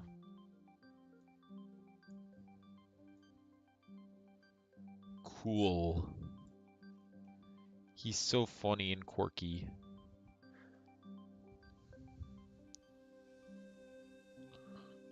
Can I add materials like this? Let me see. No. Surprised. Mesh, maybe? No. I know you can use multiple materials in Unity. I've done it before with Pompoco 3D.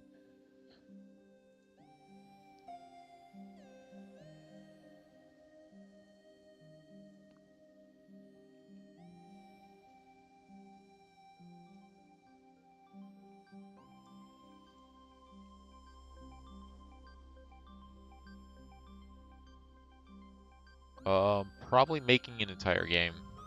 Like, don't get me wrong, New Super Mario Bros. Wii minimum jumps took a long time, but that was still a challenge run.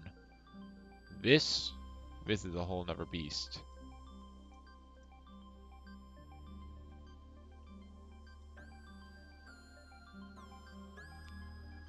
I'm assuming this is gonna cut. No, it didn't. I'm surprised.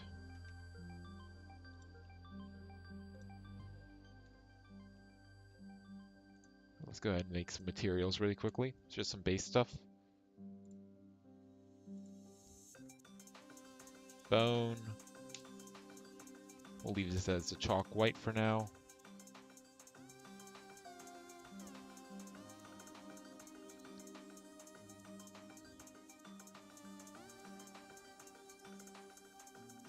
We'll call this hole. We'll make this black. Obviously, we need the inside of this to be here as well. That actually works a lot better than I thought it was. I've had problems in the past with the subdivision modifier, making holes look really weird.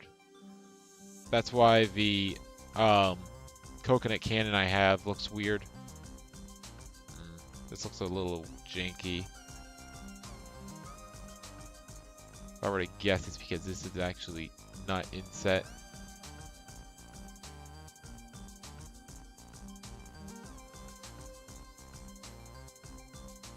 Thankfully, easy fix.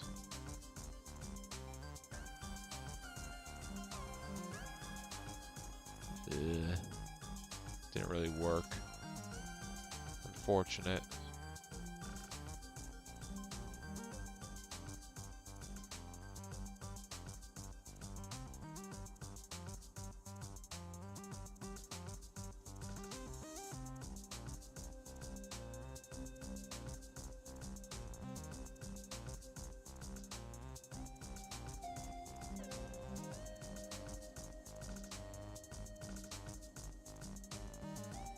There might not be enough topology to work with here. That's probably the answer. But honestly, it works for now. I can live with that.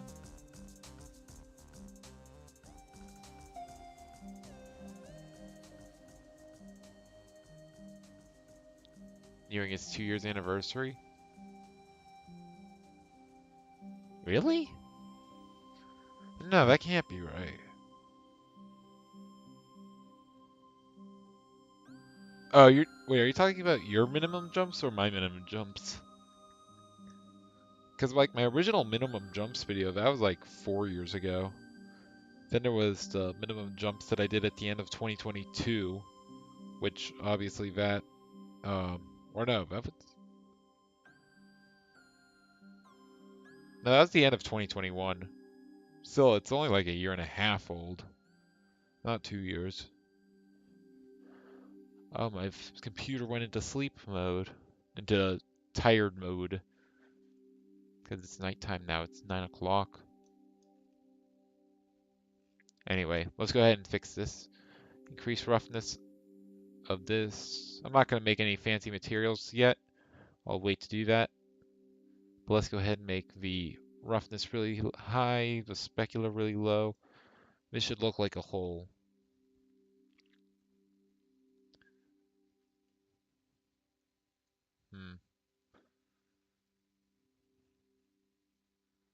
I'm going to change the light to a bright white.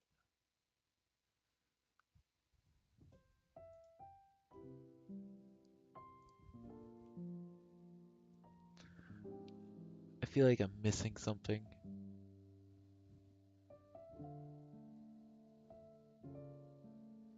I don't know what though.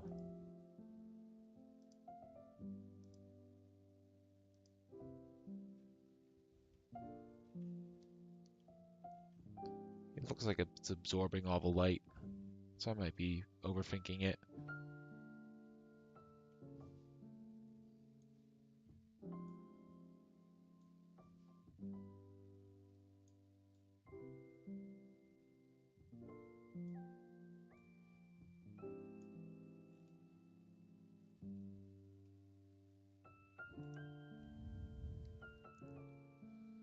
Alright, looks okay to me. So yeah, now it has two materials. Not sure what sets that.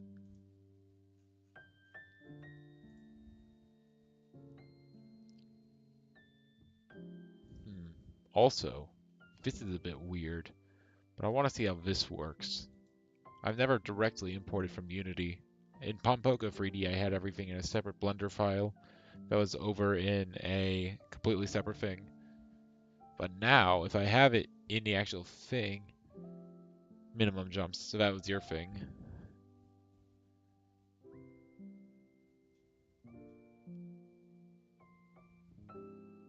Alright. But yeah, I want to test something really quickly. I want to see how a noise texture will work. It's going to look weird, for sure. But that's on purpose. So it's all rainbow color. That's good. How does this translate over to Unity?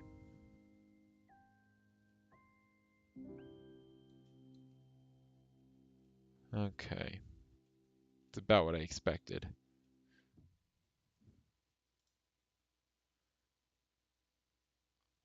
Materials.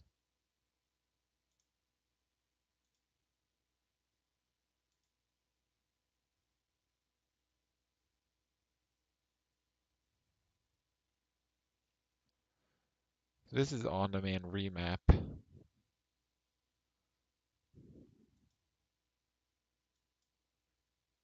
Hmm.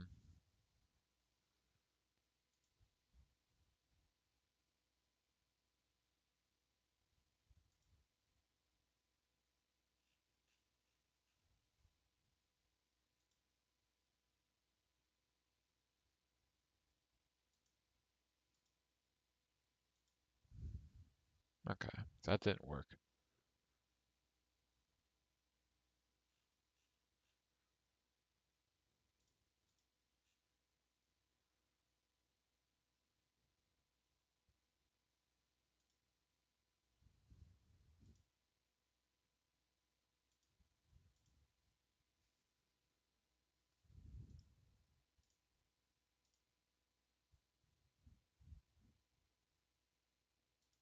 Also, if the soundtrack is over, you should be able to find a paintbrush and paint your bones.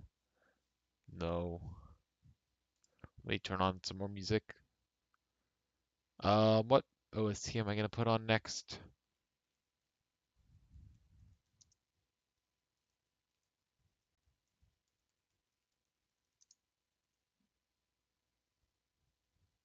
Here's a nice short one.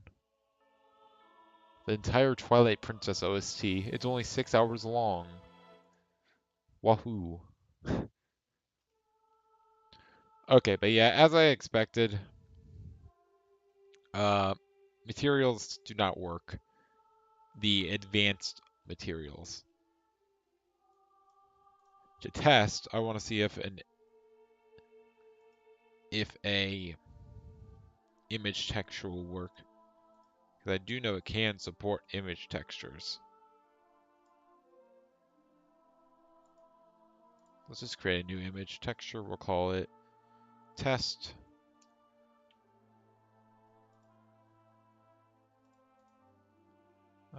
Texture paint. We're just going to use bucket. There we go. Let's actually make it blue, just for testing purposes. Or pink. No, pink is actually used. But yeah, now what we need to do is we need to go to texture paint. We need to image pack. And now what I'll do is I'll save. Let's see how Unity handles this. Okay.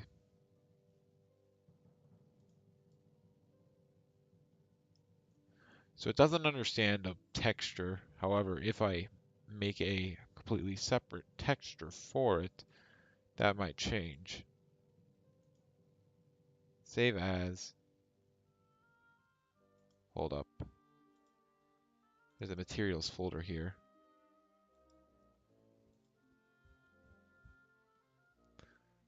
Okay.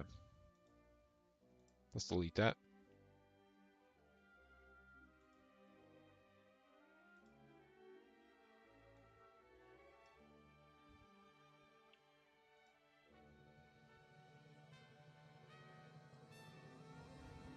Did I save? I did not.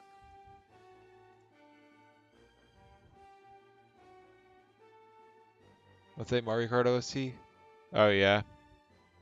Can't have that happening.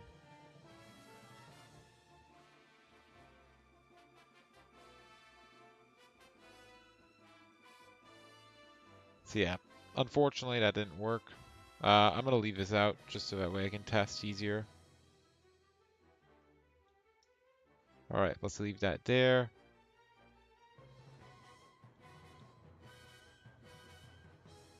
Ironically, I've actually gotten more copyright claims probably from other studios for using their music in streams and whatnot. Like my new Super Mario Bros. U, New Super Luigi No Ground video. It got copyright struck by the people behind the Mario and Rabbids game. It got struck by Ubisoft. I guess I had their music too loud at one point. I don't really care if these streams get copyright struck though. I'm not really doing much with them. I hope this one doesn't, because you donated Hey Mario. I'm not sure if I would just lose advertising money or if I would lose just everything. If I lose everything, that's kind of an asshole thing for YouTube to do. So it's weird that Bone, it's not recognizing it at all. Which I guess is fair. I guess what it's doing is it's taking the default value and just ignoring this. In that case, let's save as test.png. Yep. Save that.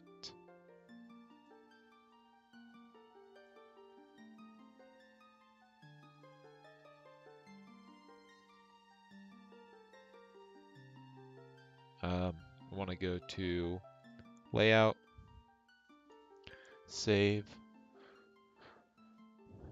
Maybe that'll cause it to reload. It does.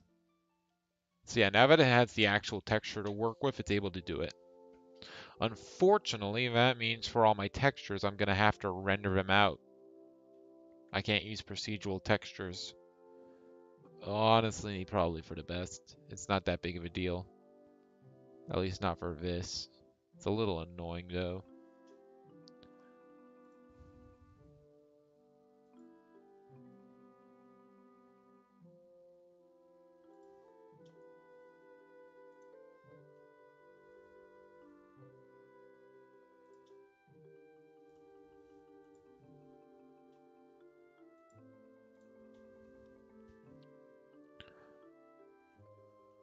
This does make me wonder how this reacts to other stimulus though. Seems like Blender's kind of chugging now. Since I removed some it's like this. It's like the meme with Elon Musk and Wheatley. And yet it still works, even after I disconnected the vital service racks.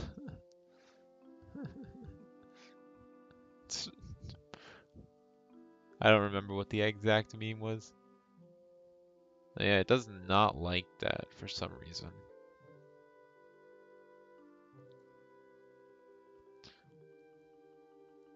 I do wonder, how does it react to other stimulus? Like, what about geometry?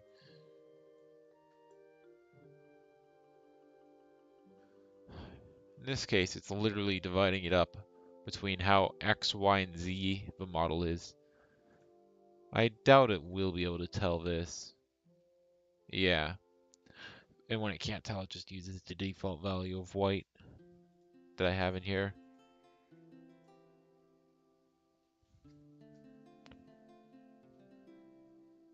I'm a stimulus? Bro, you ain't a scientist researching humanism.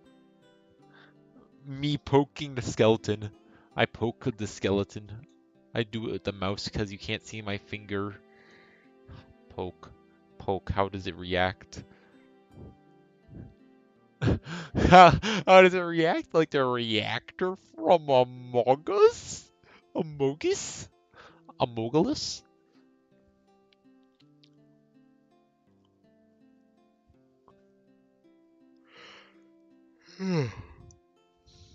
Alright. Well, that was fun. Let's make the actual code now.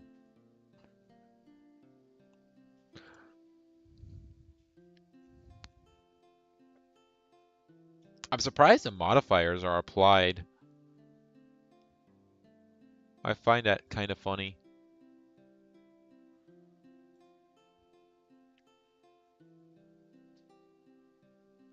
Alright, mesh filter.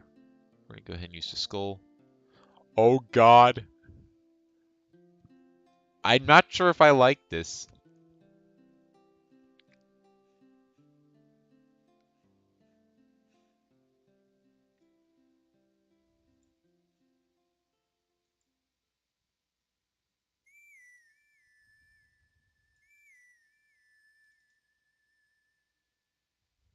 What have I done?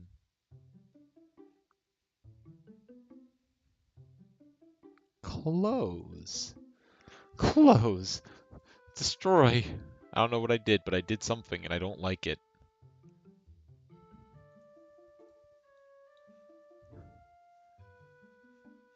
Yeah, obviously this doesn't have all the materials. Let's go ahead and just add a player model, unpack it. And then maybe we can grab the materials from this. Maybe.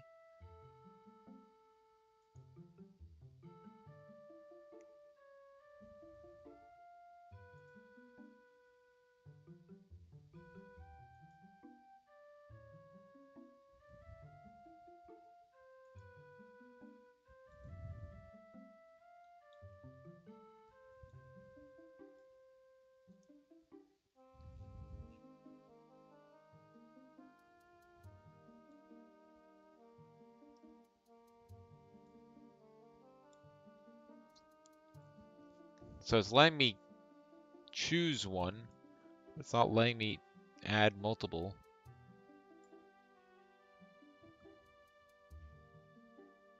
However, on the regular skull, I'm allowed to have multiple. Why is that? Let me actually look that up. Let me see if it's just something really stupid I'm missing. How to add multiple materials to a model in Unity.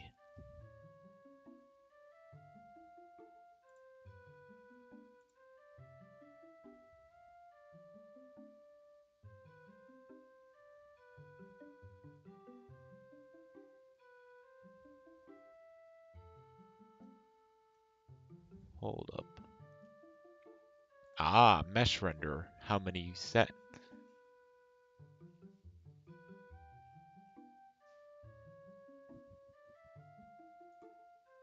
Okay.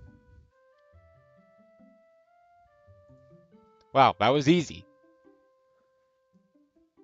I don't like that comment, Harry Mario. Nor yours, awesome TMC. I'm just gonna say it. Bad comment.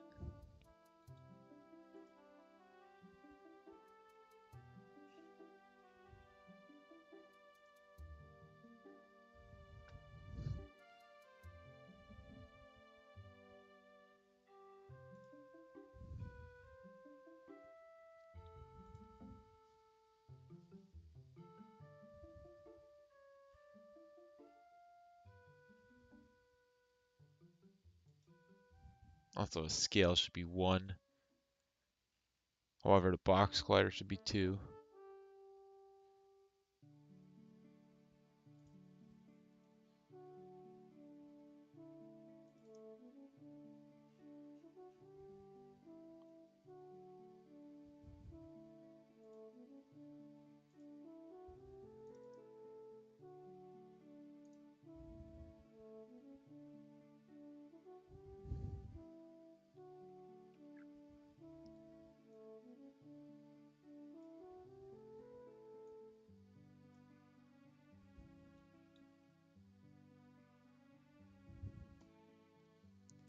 out of 10 comments. If you get to say, don't you want to see a wall of flesh once? I get to say, no. I disagree. Your speaking privileges have been revoked. No more. No more speaking for you. Get banned from chat.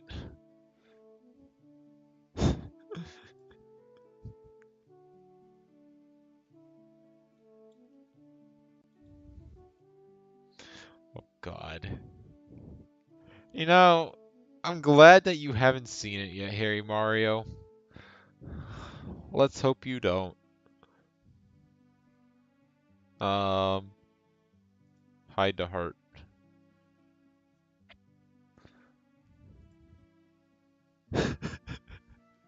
Wait, no.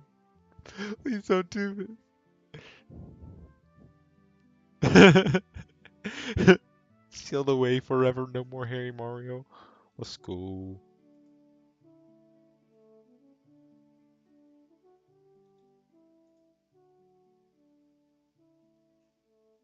Okay. Ah, that was a problem. Amogus! God damn it. I shouldn't have said anything. I should have immediately turned the camera and hoped that you didn't see, but I said, "Oh, but I hope he doesn't realize the Among Us." Like a fool. Well, there's our new character model. Yippee. Yippee! I mean, cool. Sure. It's better than just having a floating tofu cube, I guess.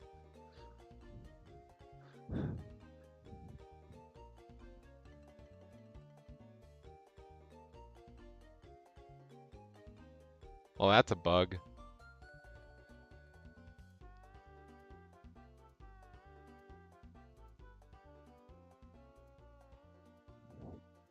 Alright, so first let's go ahead and... So yeah, let's first fix this bug. When you jump, it should reset your direction, or should reset your vertical velocity to 0.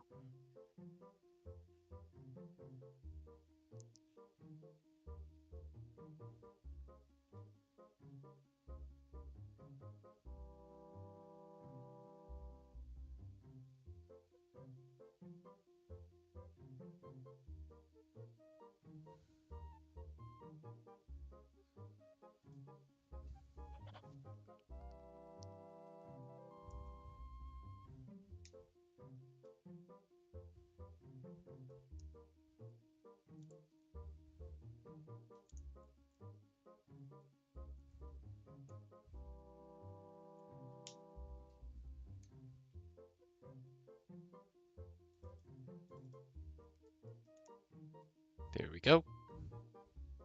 That one line of code should fix the problem of us having weird jump physics.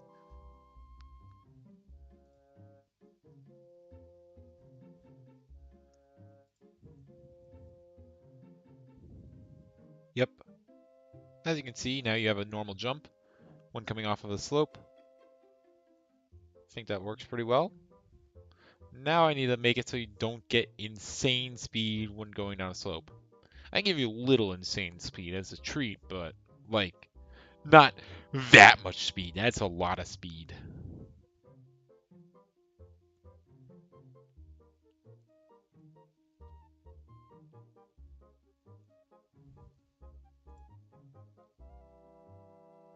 So what's your normal speed?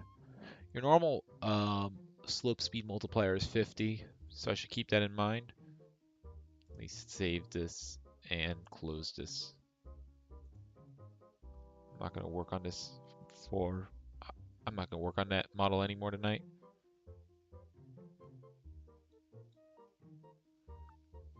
All right, let's go ahead and do that. So we're gonna go here to um, up here we have um, settable values, move speed, no, slope speed multiplier,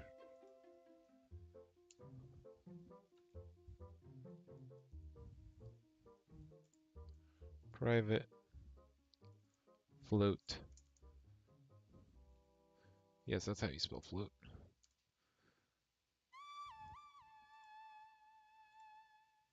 We're gonna go ahead and do that.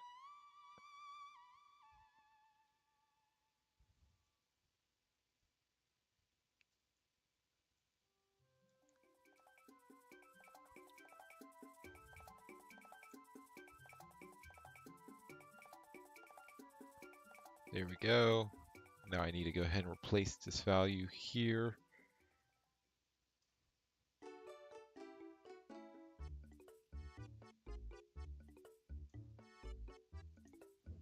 I'm gonna need to fix this method. It's way too messy. This set ground variable, or no, this movement. And someone sends a, is that a freaking Skeletower reference?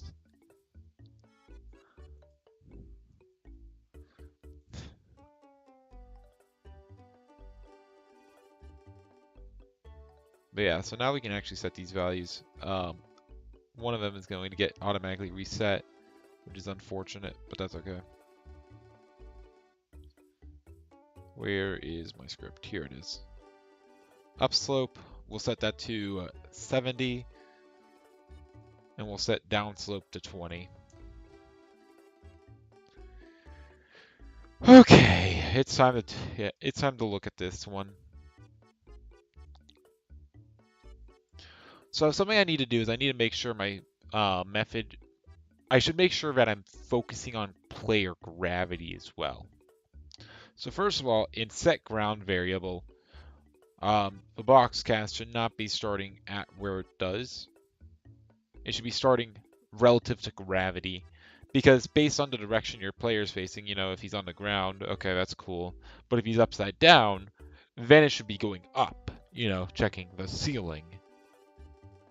So in that case, this should be plus vector free.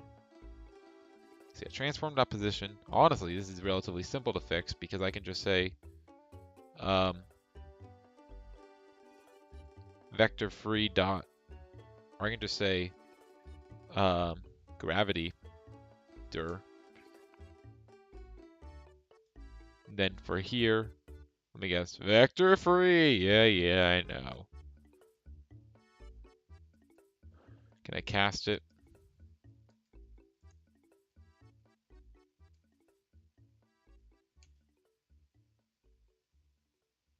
Oh, it actually does let me cast it. Nice. This should actually work. I mean, like, it's turning a vector 2 into a vector 3, which should just be a vector 2, kind of.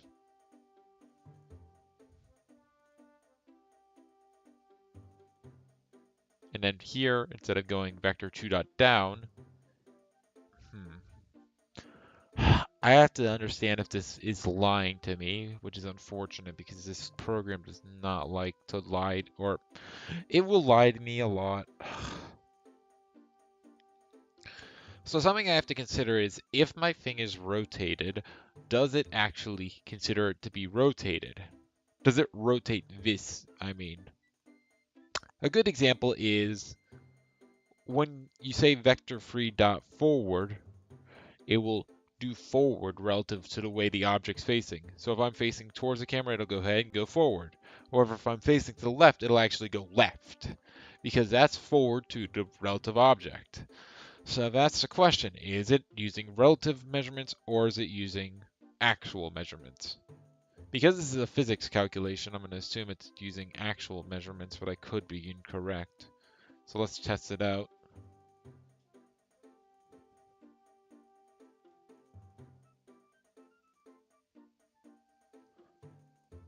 I'm going to do it out loud, scream. Is that a Skeletower reference? No way! Alright, first of all, I want to test this to make sure the casting actually works, because I'm not saying I don't trust this. I do. Well, actually, I don't trust this. That's the reason I'm doing it. Alright, seems to be working. That's good. Now here's a question. What happens if I rotate it? I go to player.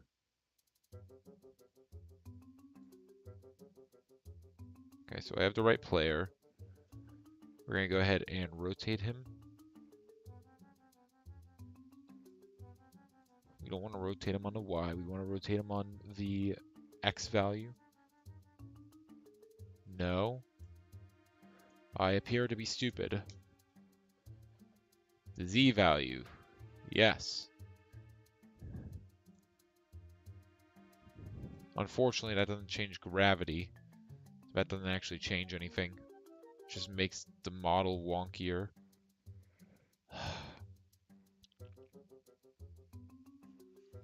In that case, we're going to do a little bit of test with gravity. That's not what I wanted to do.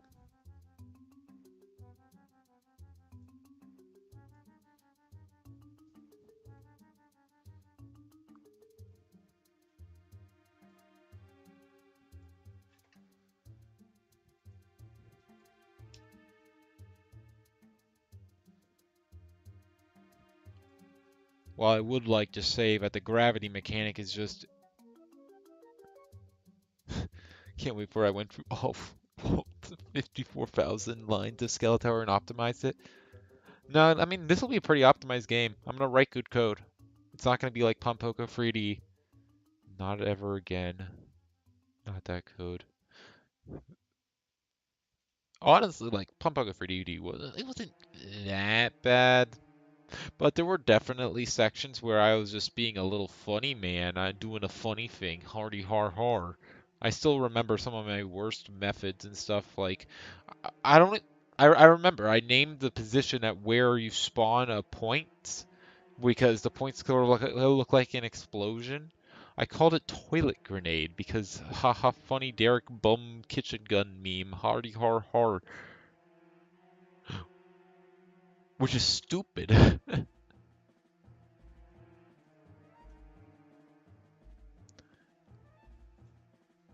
Anyway. So the next step is to test the gravity by doing this. We're going to set the gravity from 0, -1 to 1, 0. Yes.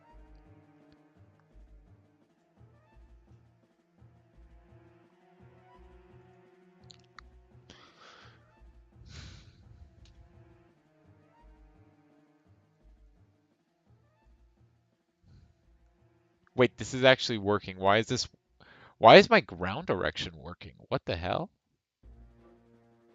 It's kind of working. It's not really working. But jumping works, so that's cool. I broke jumping. I don't know how I broke jumping, but I did. For player 1. And holding left makes me go really slow. If I were to guess to... What the hell is this? Okay, so clearly there might be something wrong.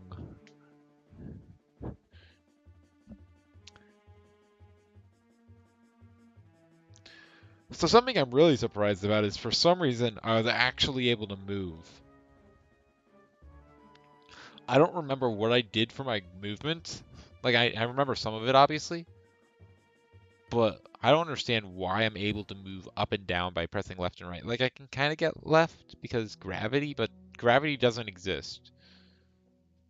So that doesn't really explain it.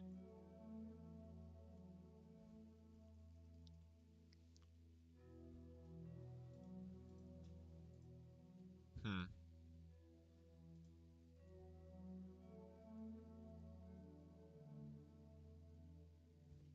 Something I should do is I should rotate one of my players. Move them up a little bit and then rotate them onto Z by 90. That way their box collider's a little more... This is gonna be an optimized game. Whoa, you guys, wow, 2 minutes later. What the hell is going on? So I'm not sure why I'm able to move left and right. This does not make sense based on my actual programming. Because if I was, I would be able to move in the air. However, clearly I'm not able to. So clearly there's something.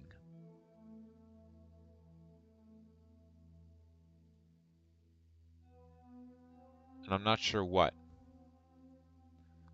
Like my slope speed script seems to work well enough.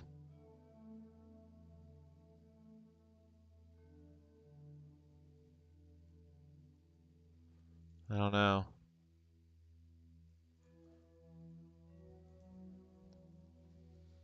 All right, time to look at my code. It's time to do it. I was bound to do it at one point or another. Let's look at it. So here we go ahead. We say player velocity, ground direction, times gravity, times time at delta time. Got it. If current ground type is ground type player, we go ahead and do a jump.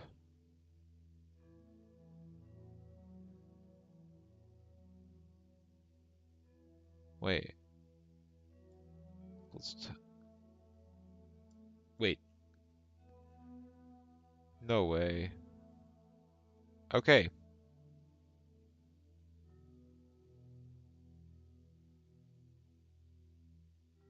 Yeah, I basically did the same thing last time. Wow. When I was doing the bouncing thing. Cool. Oh, wait, no, this is actually incorrect. Velocity should not be set to that. It should be set to um,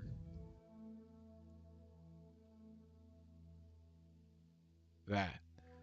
Update velocity should not be set to times equal right. It should be set to times equal gravity, or the inverse of gravity. Oh, God, this is annoying. This should be set to the perpendicular direction of gravity, the absolute value of it.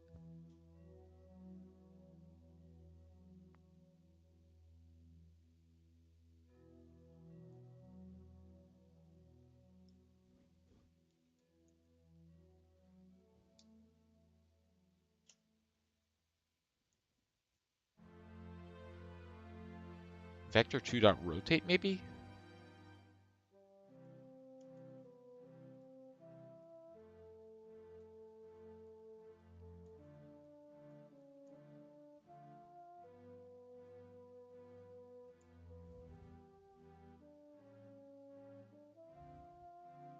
LERP?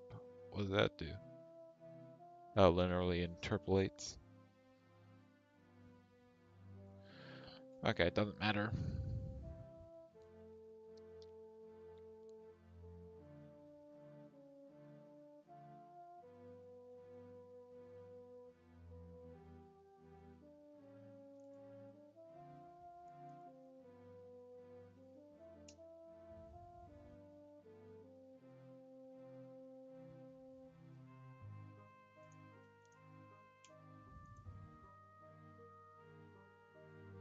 If gravity x equals 0, in that case, I know that it has to be.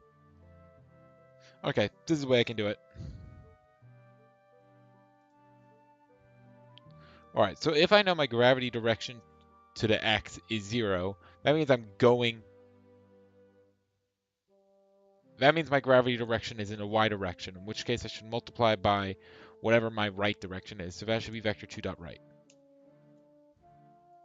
And if it's not, that means I am going on I am rotated by 90 or 270 degrees, in which case I should multiply my current velocity by my y direction, which is vector2 dot up. There we go. That's how I should do it mathematically.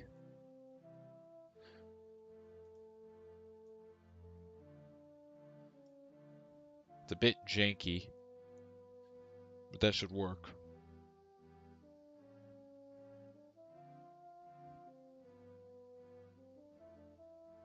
I wish you luck on your 5,769th endless easy level. You will need it. This level will kick your ass, unless it doesn't, in which case it's easy.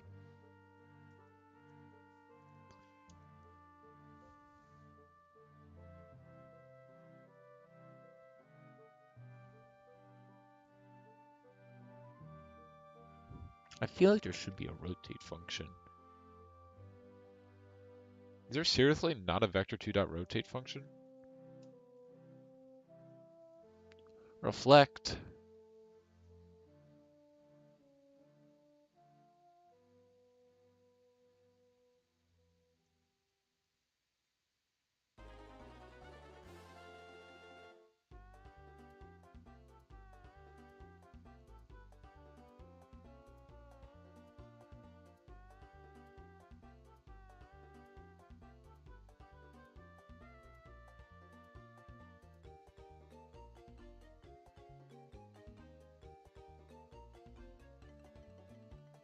This is actually what I need, perpendicular.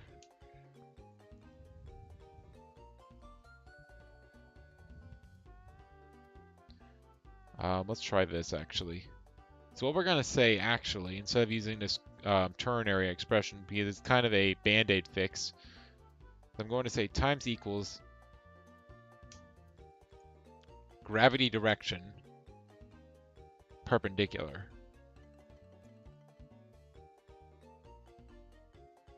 Or vector 2 dot perpendicular of gravity direction. And what this will do is it'll rotate whatever my gravity direction is by 90 degrees. However, something I need to do is I need to go ahead and absolute value this. Because I obviously don't want to multiply the velocity by, you know, I don't want to multiply it by something stupid. What if my gravity is there though? That's another question. In that case, it's fine.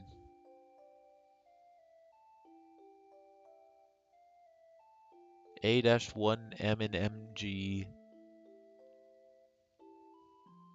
Ah, I'm glad I could help. But yeah, whatever I'm multiplying my velocity by, I probably don't want if my perpendicular value is negative, I probably don't want that. So I'm actually going to say mathf dot abs for absolute value. There we go.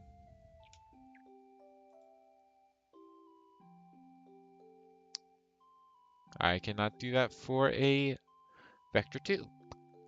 Good to know.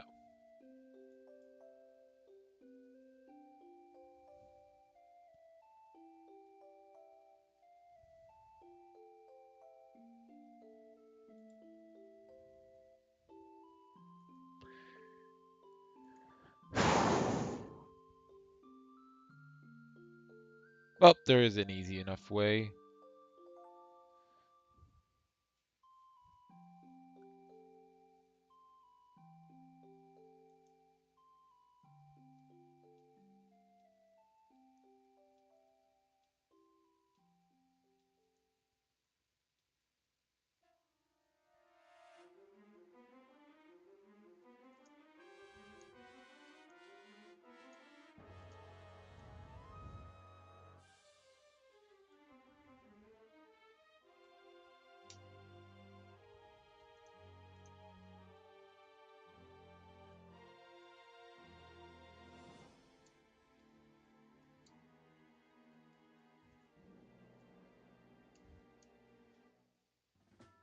Here we go.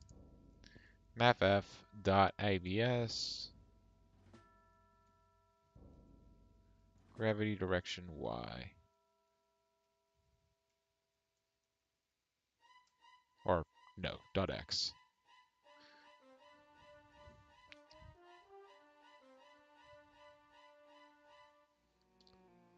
There we go.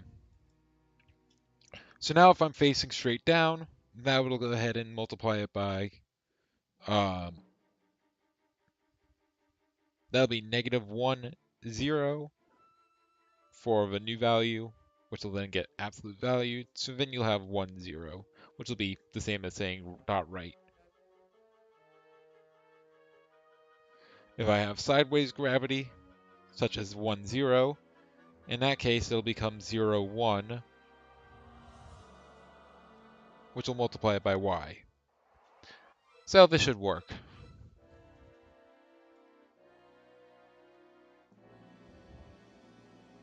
It's a bit weird, but it's technically better than having this weird turn area expression. Because now if my gravity is rotated like 45 degrees, now it'll multiply my velocity by um, the parallel amount, or the amount that's perpendicular to the surface.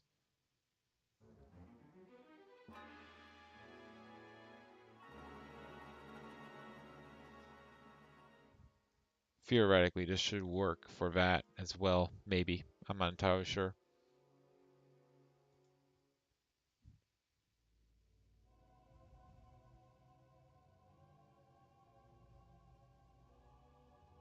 Looks okay.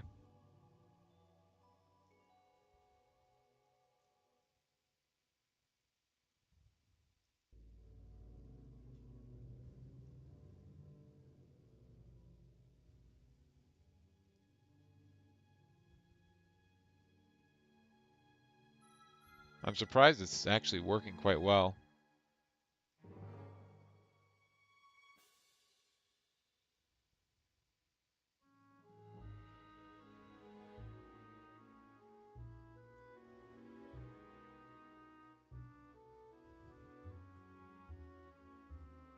Okay, so it can detect the player for a brief frame.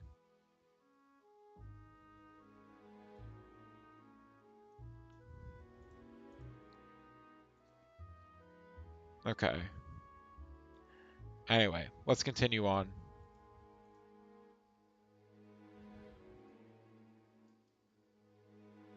So we say map sign is player one input controller. Player one.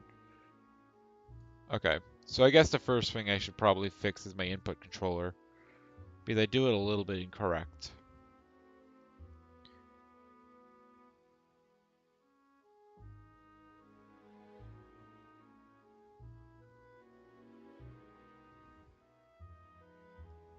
I should be getting the actual vectors. That actually is correct.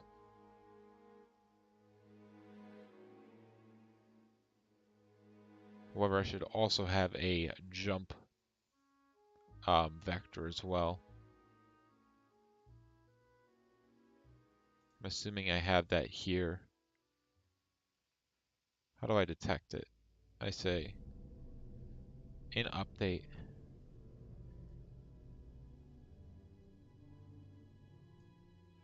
If it's player one pass direction.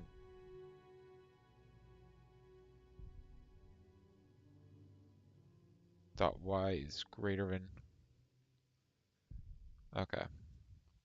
Yeah. Definitely want to do this.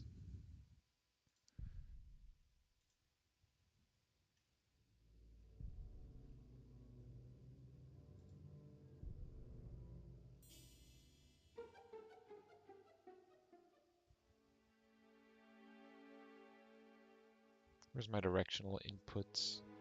Okay.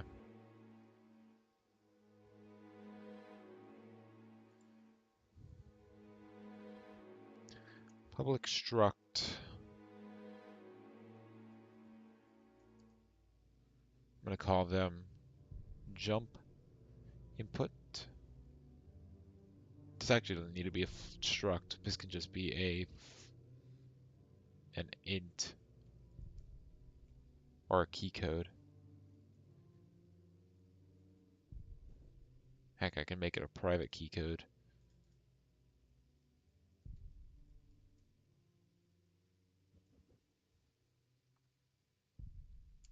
Jump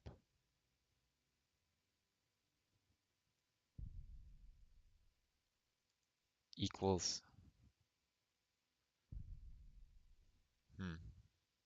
Okay, I set it here and start.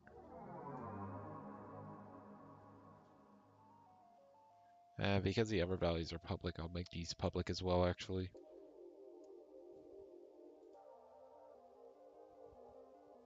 So public key code jump.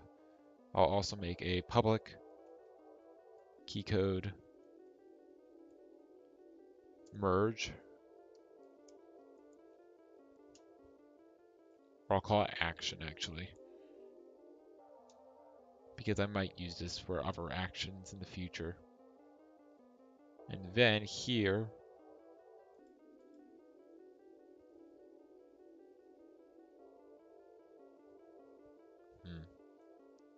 actually I should initialize them just for a little bit of neatness. I'll start them over here.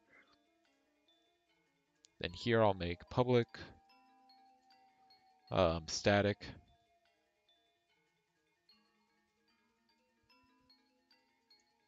um, float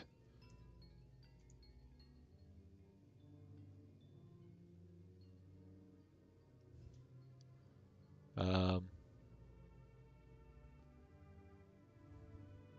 might actually be better to make these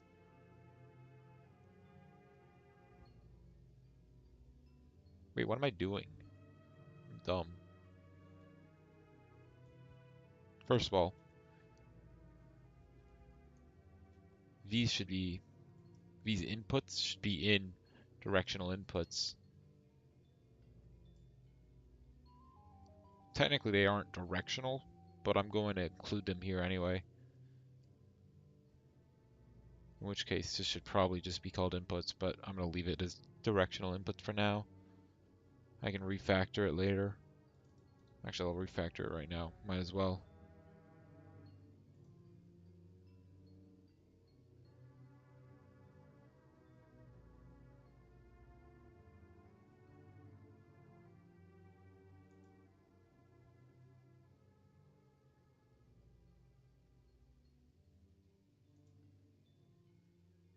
Whoops. Okay.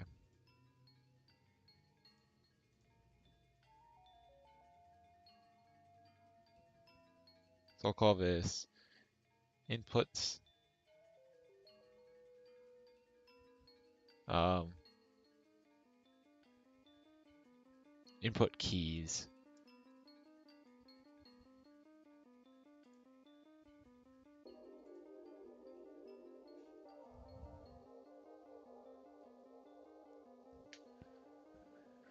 Did you know bats can eat up to 1,200 mosquitoes in an hour? Can you beat Skeletower without directional inputs? Um, I do like bats. You know, they are responsible for rabies, but screw mosquitoes for more.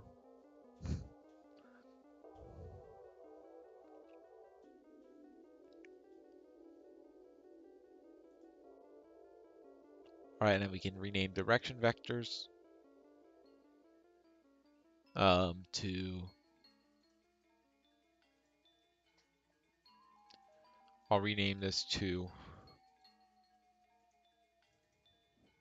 vowels, maybe. Input vowels.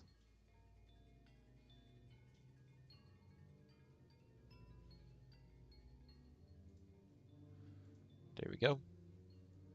And now I'm going to go ahead and make some new values in here. Public float um, past jump direction.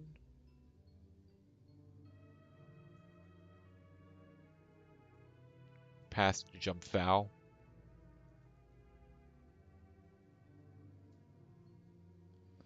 Public float past or cur jump foul. I am very creative. And then public float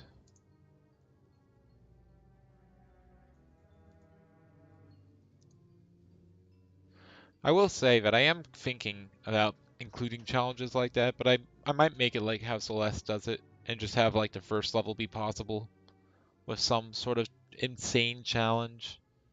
But I don't know. That'll be for later when I'm actually doing level design and Delta jump foul.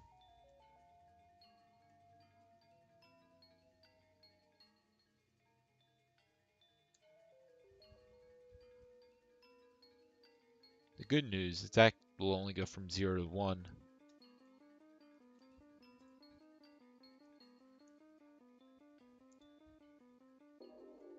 Past action.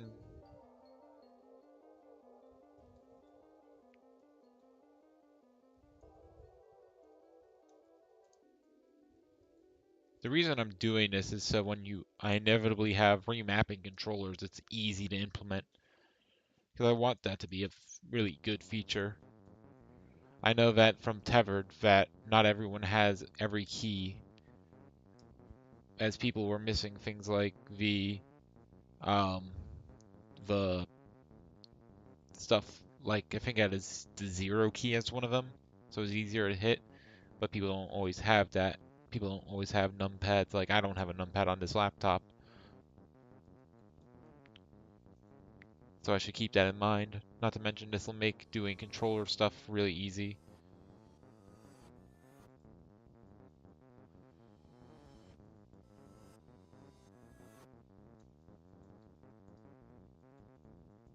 What wonderful music. I need to think about music, actually. Like I already mentioned that I have a couple of names in the works, but actually making music's gonna be tough. I hope I don't rip any music off.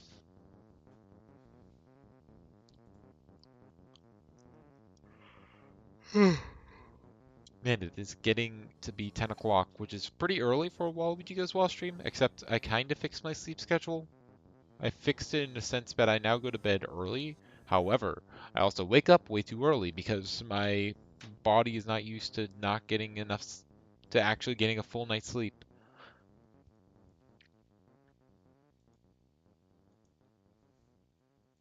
All right, let's start adding some player inputs. Player one inputs dot jump equals I'm just gonna copy this for now. I'll change this to jump player one. Otherwise, yep, 119. Copy this for down player.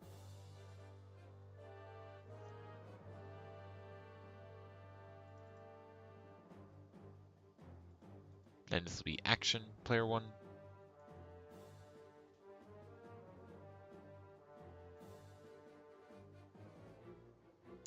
This will actually only be used for keyboard.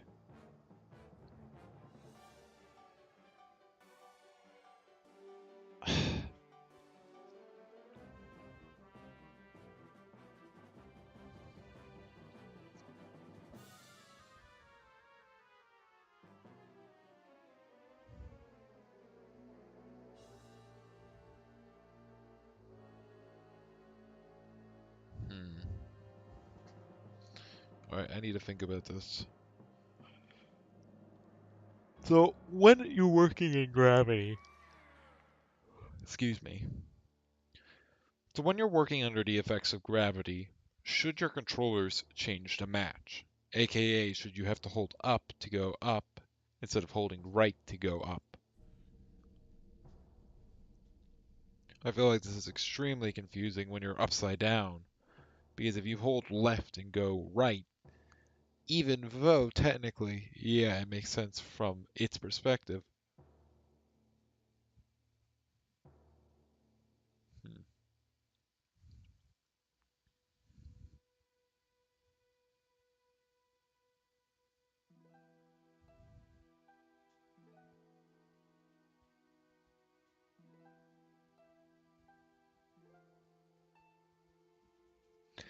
All right.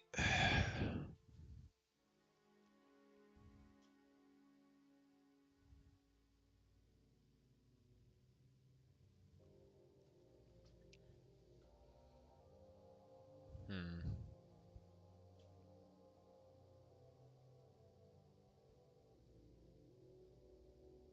I'm thinking about it. On one hand, I feel like, now obviously on the controller, if you have a controller, it's not going to change because you'll have separate buttons. However, for keyboard, I feel like you need it to change.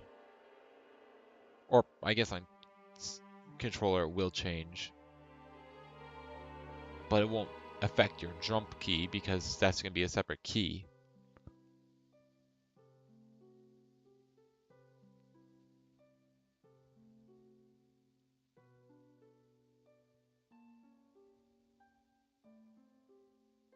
I guess I could do that. Public static bool using keyboard and public static bool keyboard mode.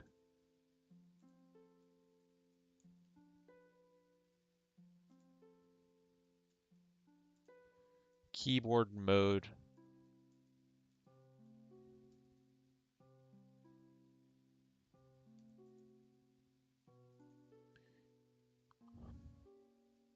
Hmm. Keyboard use jump button.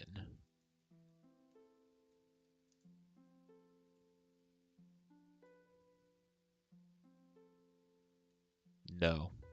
Gravity consistency. keyboard gravity consistency because controller is always going to have it.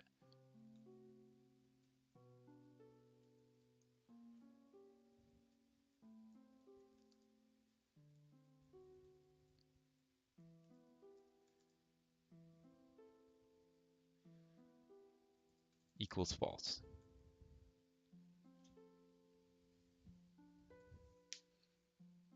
That doesn't really describe it well.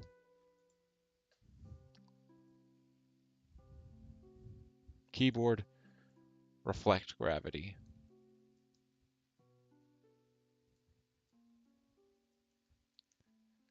I think that's a better thing to say.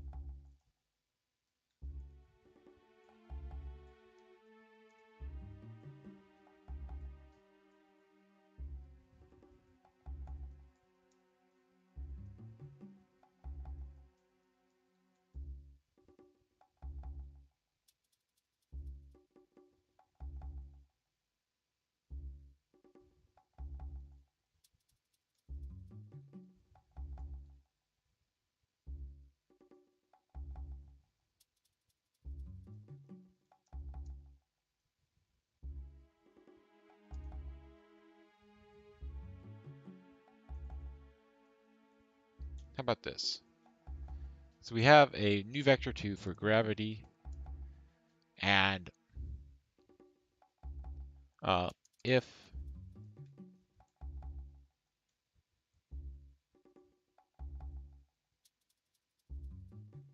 gravity, or if keyboard reflect gravity, then it'll do something, else it'll just return false.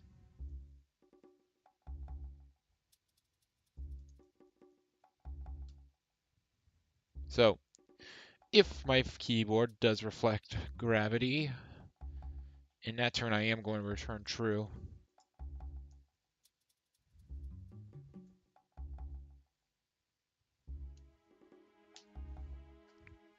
I do not need to change my gravity, or I do not need to change my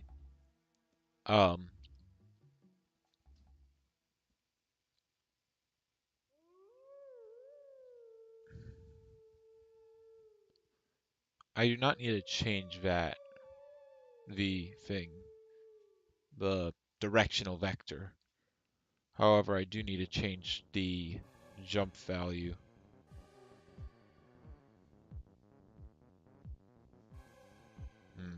Or do I? Crap.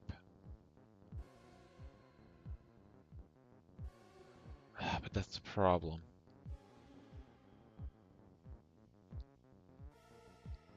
It's easy to say that jump and down. You got a Skeletower? No. I mean, I am going to have milk.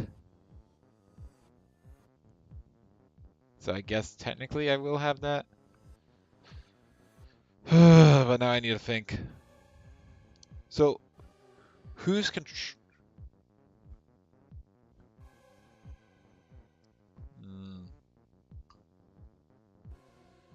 Maybe I should design this for controller first. No, I should make it so it works for everything first. This needs to be a solid control scheme that can be heavily adaptable. In other scenarios, it's best if it reflects it. For now, we'll make it so it's true. So yeah, keyboard reflects gravity, true. Your directional vector will not change, however your jump button will change. All right, so we need to say that. Unfortunately, there's not an easy way to do this besides doing a switch statement.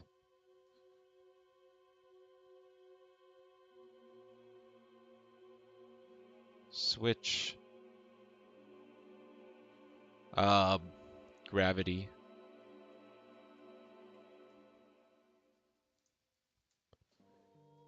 case um, vector2 dot down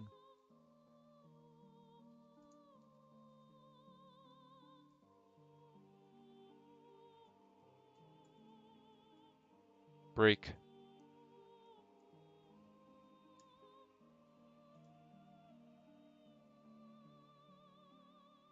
a constant value is expected. What do you mean?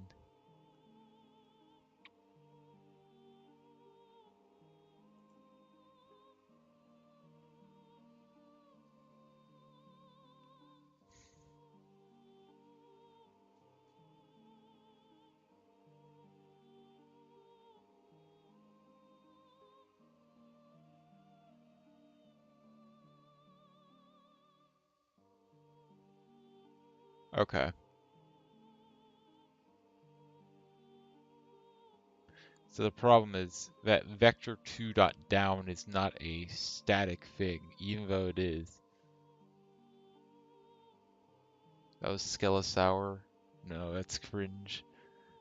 The Skeletower is funny because that's the first thing I thought of. I think someone else thought of it though. But it makes sense for a tower to have, plumbing.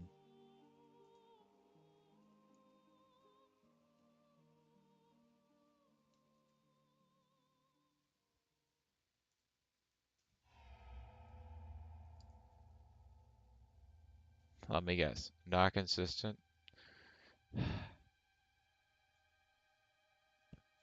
Well then, how do I have a constant value for a vector 2?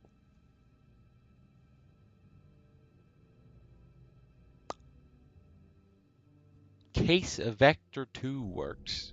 What the hell do you mean by that?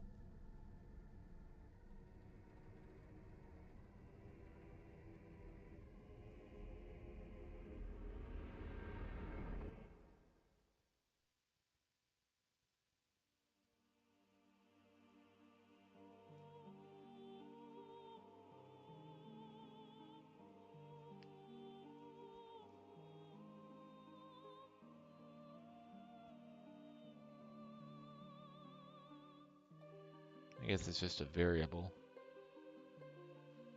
That makes things a little harder. Not necessarily impossible, just a little more annoying.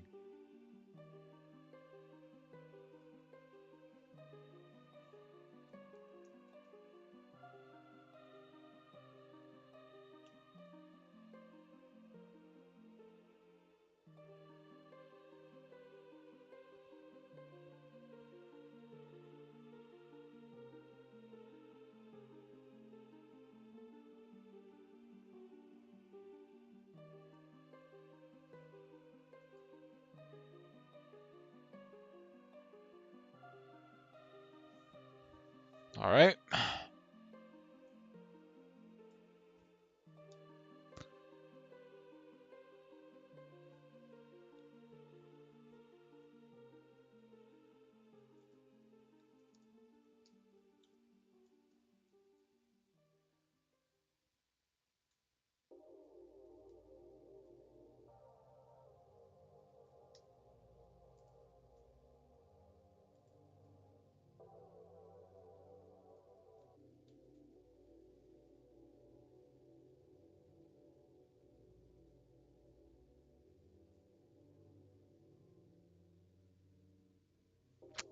Oh, wait.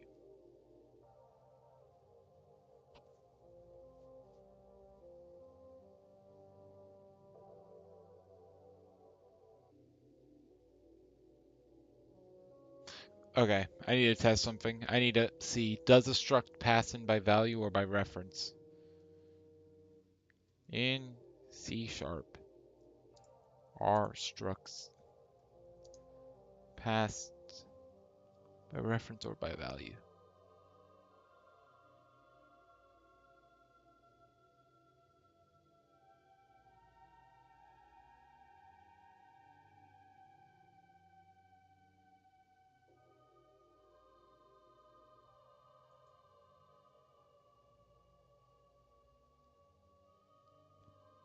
Dang.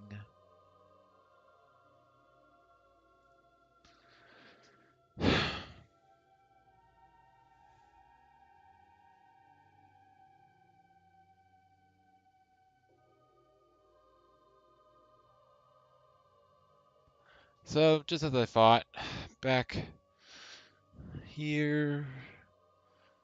So, unfortunately, I cannot pass in the struct. I have to pass in, I guess a bool is player one.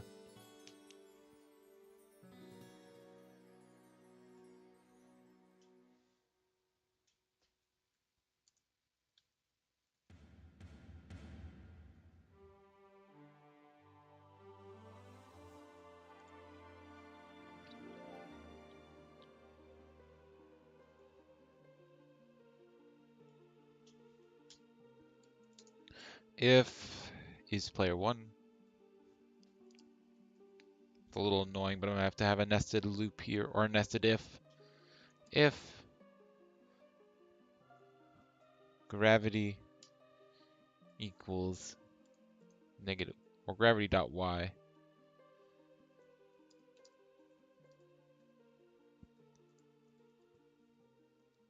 then player one inputs dot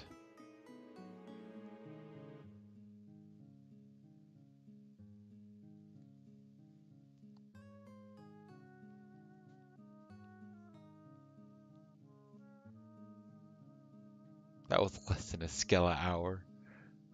Oh god.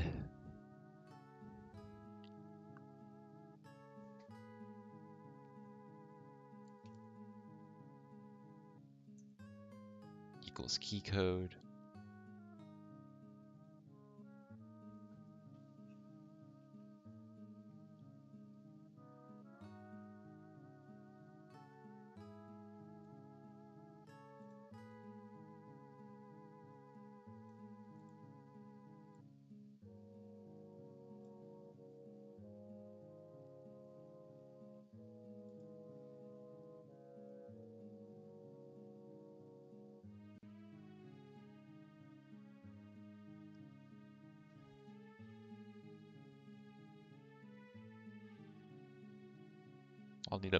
I'll need to make a better input system later that works with controllers as well. But for now, this'll work, I guess. I don't know. Ugh, this is annoying.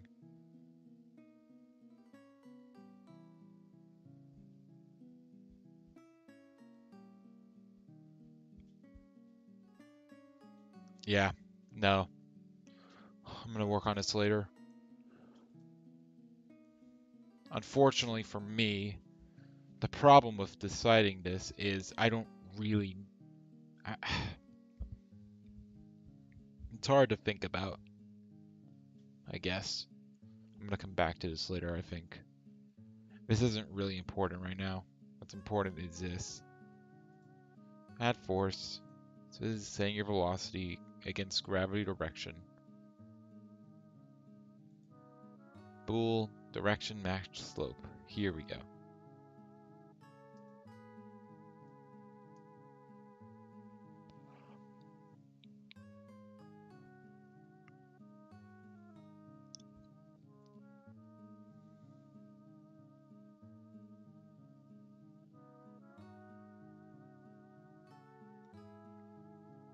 So this explains why this actually worked, why I was able to move up and down, because direction match slope is actually setting it.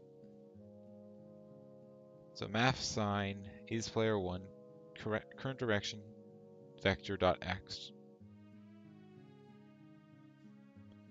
and it multiplies that x vector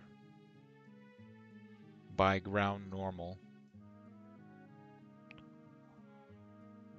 Wait, equal max. Why is that a bool?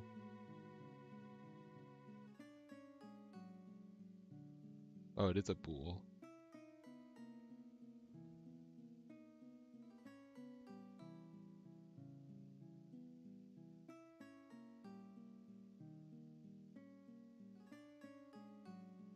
Oh, yeah.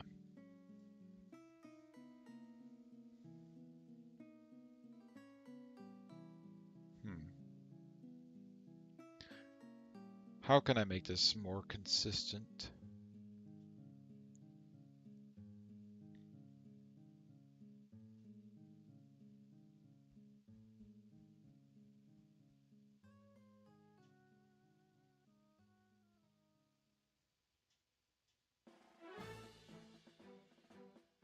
This is annoying because I have to think about this in all free controller sense when you're working with both um, 2 joysticks and 4 buttons.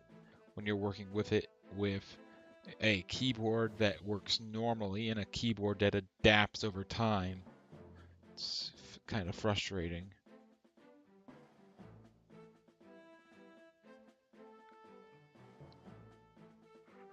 I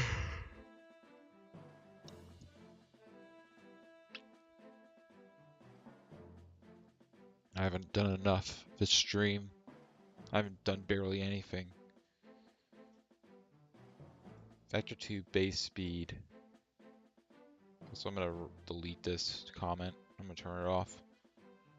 So base speed is current ground type ground.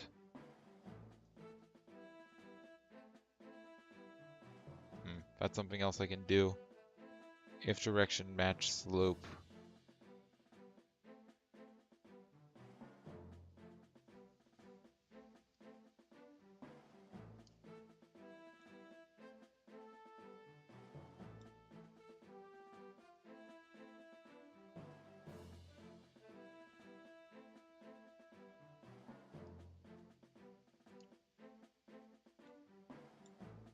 Okay, so one thing that I definitely can do.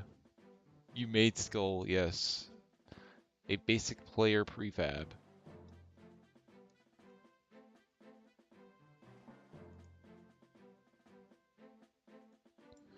There is one thing I can do to help improve this at least a little bit, which is this. I can make a thing. What's it called? Not a stack, not a short. What is it called? A switch. Why am I dumb? It's a switch ground type.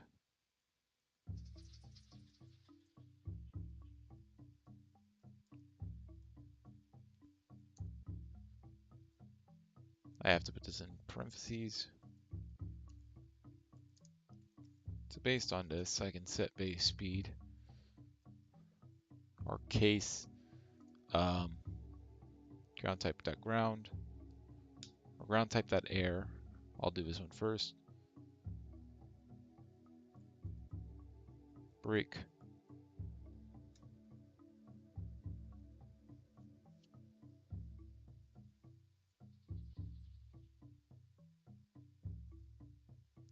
After that, I'll do case ground type dot ground.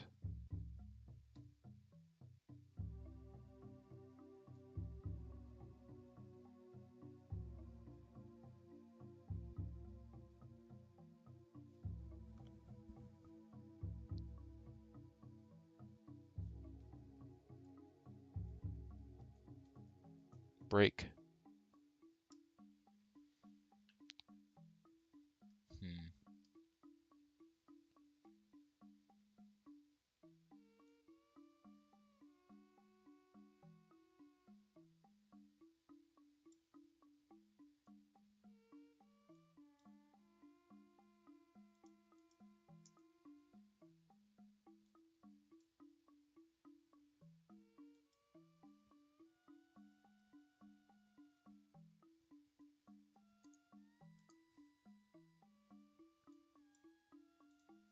Base speed equals this.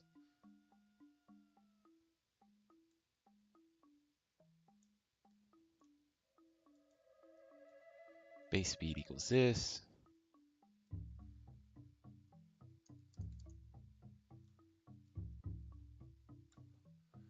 There we go.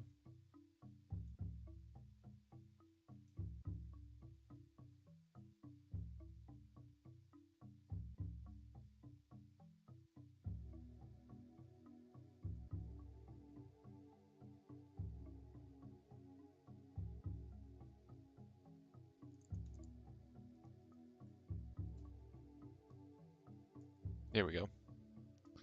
Now it's initialized. Okay.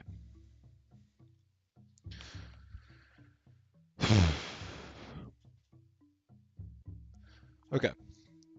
First thing I'm going to do, I'm going to start off by making a new variable. That's going to say direction to move in. And then I'm going to multiply that direction by base speed. Or I'm going to multiply it the other way around, I guess.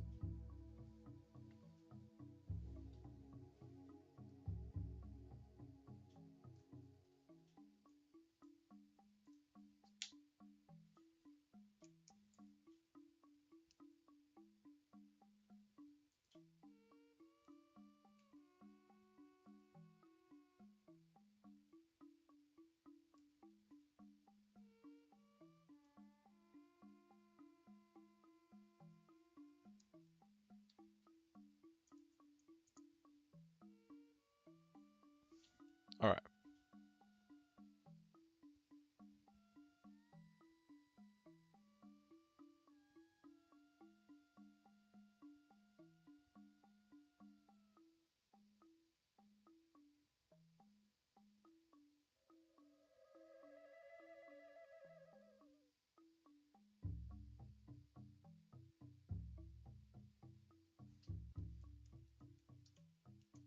I guess I'm not getting around the issue. I have to consider if I'm using the left or right. I guess technically I don't have to consider that right now, but I probably should now that I'm thinking about it. A way that I could do it is I could technically just have a current variable stored that says use what is your current left and right values, and it's based purely off of my left and right, or off of my direction, or off of my gravity, I mean.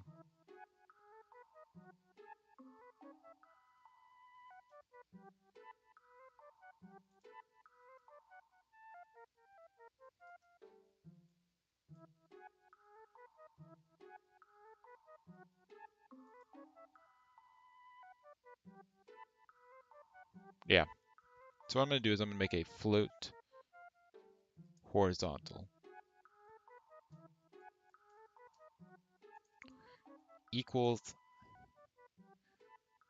and this is going to be gravity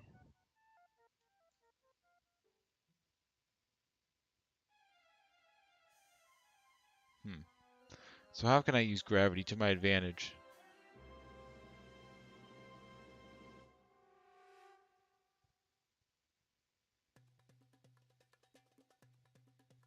I think I can use perpendicular here. Vector 2 dot.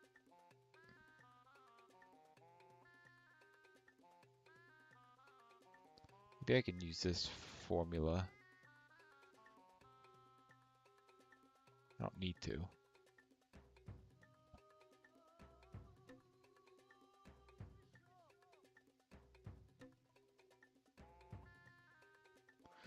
I guess what I can use is a ternary expression. If I am going to change my controls based off of that, then yeah.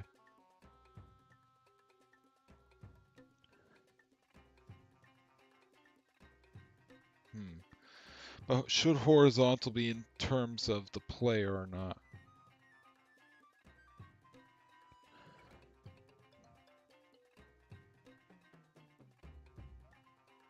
So I guess horizontal, yeah, it should be based off of it.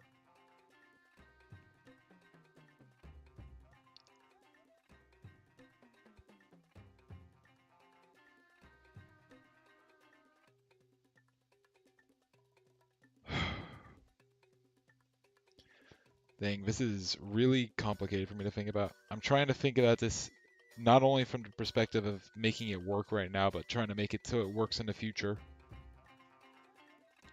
Right, so we have horizontal. We know that this is going from left to right when gravity is -1. In that case, I should just read the pure x value. Otherwise, if you're facing to the right wall, where gravity is 1, 0, in that case, horizontal should equal whatever the y-axis of my current direction is. However, if I'm upside down, in that case,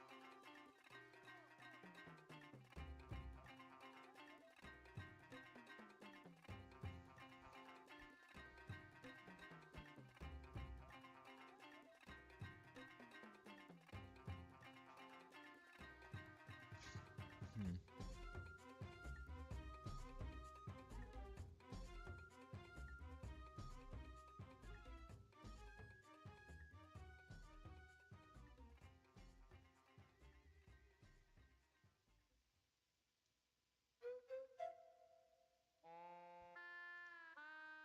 so horizontal equals. Oh wait, did I ever add this? I did not.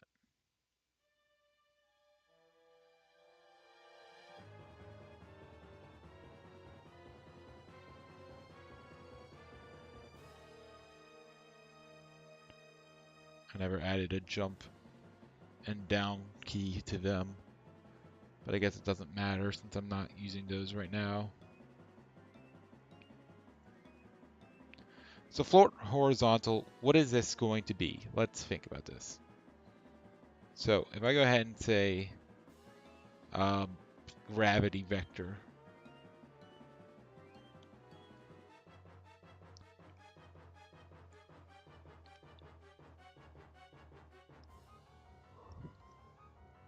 maybe it just is the perpendicular. I'll be taking it and I'll be rotating it counterclockwise. Yes, actually yes.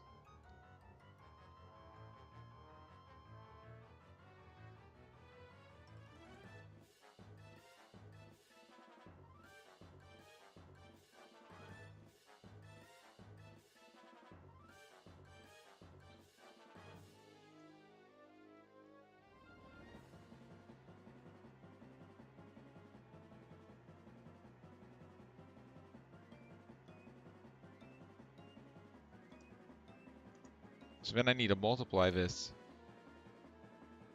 by whatever my current direction is.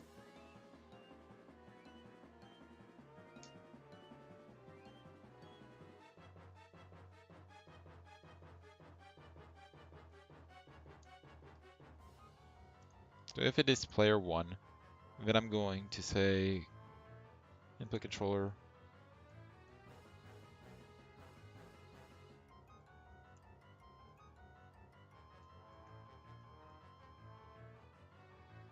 dot player 1 vectors dot current direction vector dot x.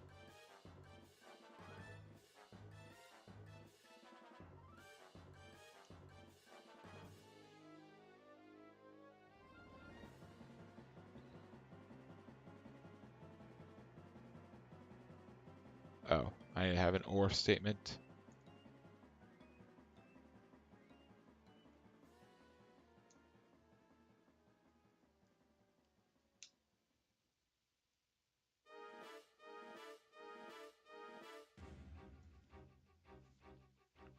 Unfortunately, this gives me a vector.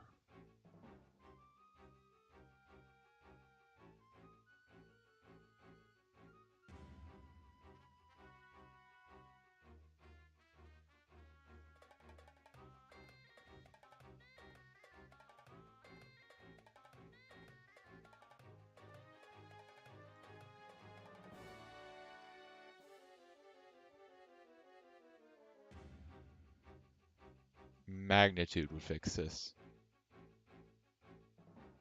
However, I'm pretty sure magnitude's always a positive value. Speed would work, though.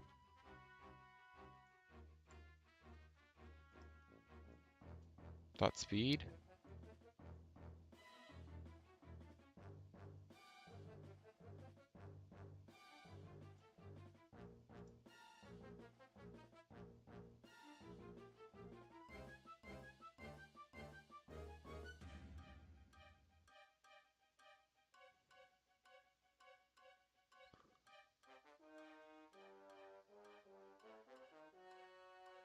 Oh.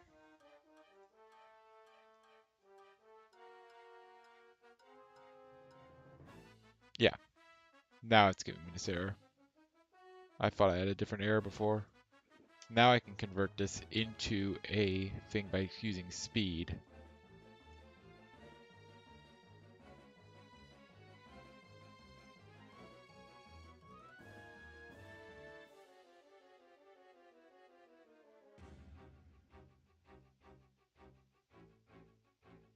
Dot scale?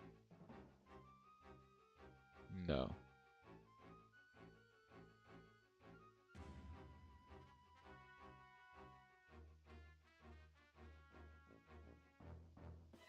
Could I do that?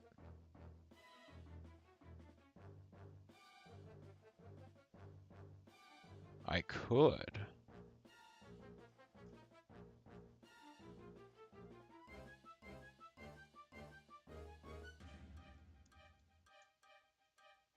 Kind of a weird thing for me to do, but I can do this.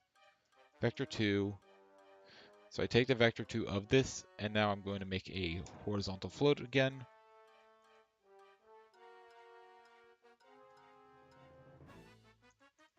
And I can just say this is equal to horizontal vector. And then I can go ahead and say dot x plus dot y.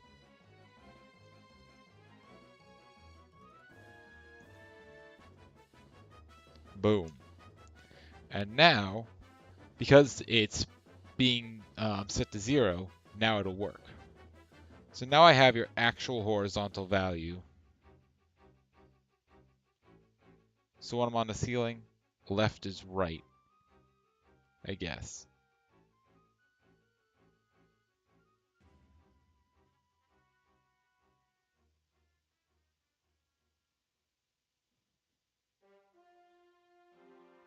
And now I can say direction match slope.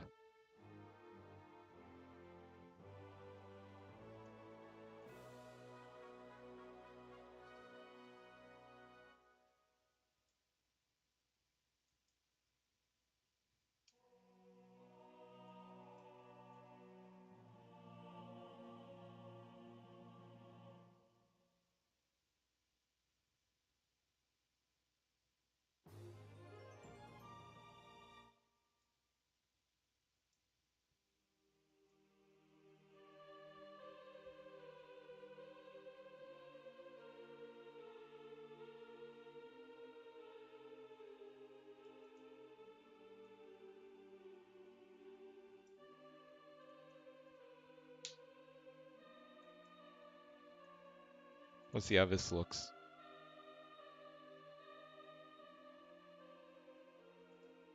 Also, I'm going to set gravity here. Shouldn't be here right now. Where's gravity? Gravity direction. We'll serialize it for now. I have a lot of serialized values right now, but whatever.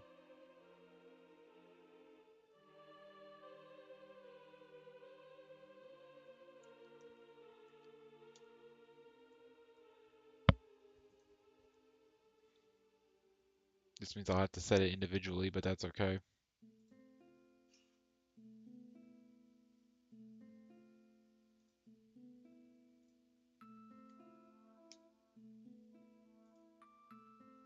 Zero, -1. This one will be 1, 0.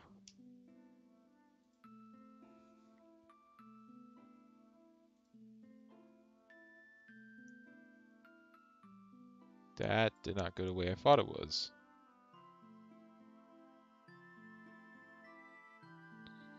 Okay.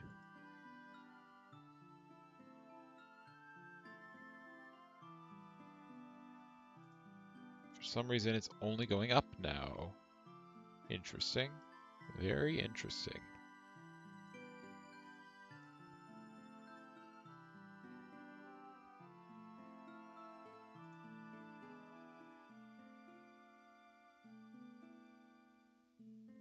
Okay, now it doesn't move at all.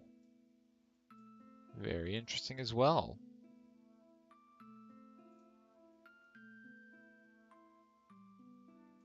Okay.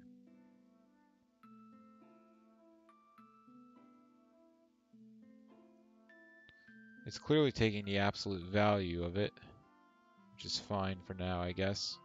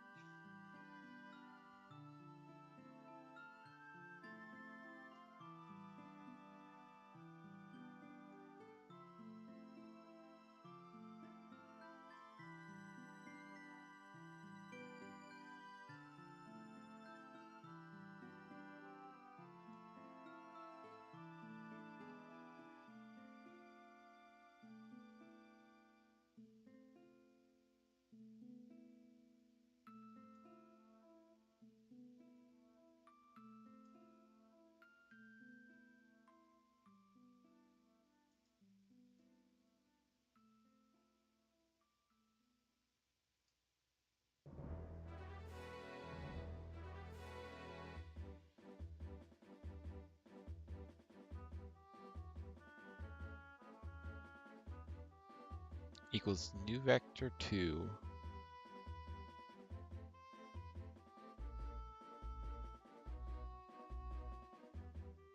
Why are these both x?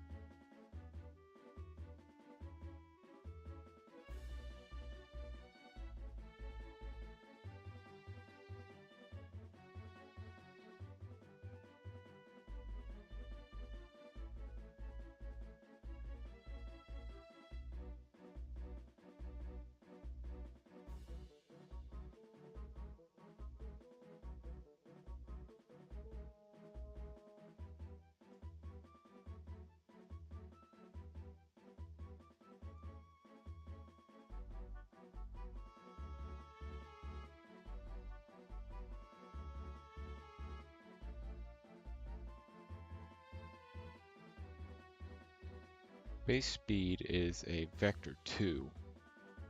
So I guess it doesn't really matter because base speed's going to be multiplied by that. That also explains why it's like this.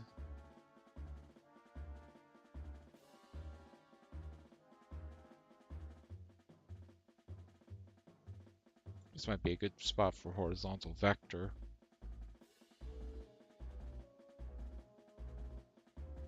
Multiply it by gravity's -1, so that'll be times 1. Through or against 1, then it'll be times the y component.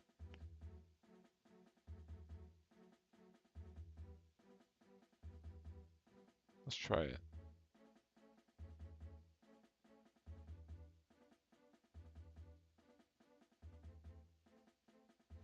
Can you work, please? Please stop being stupid.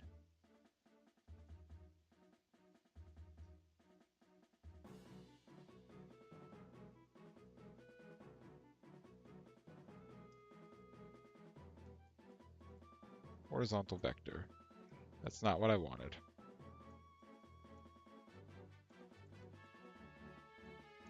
Let's try this. Probably won't work, but it's an idea.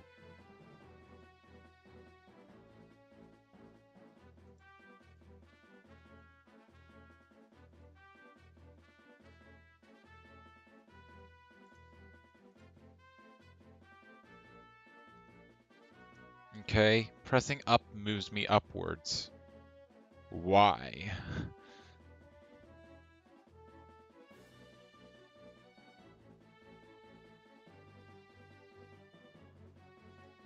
That was weird as well. I didn't jump on the slope.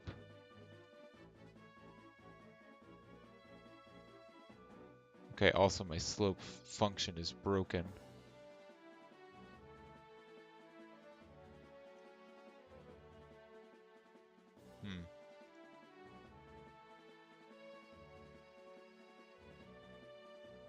Interesting.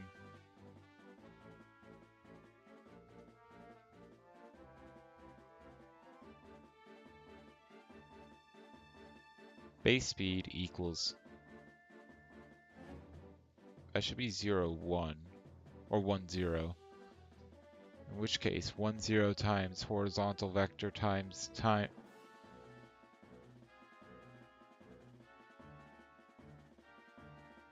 Base speed, first of all, should only be a float.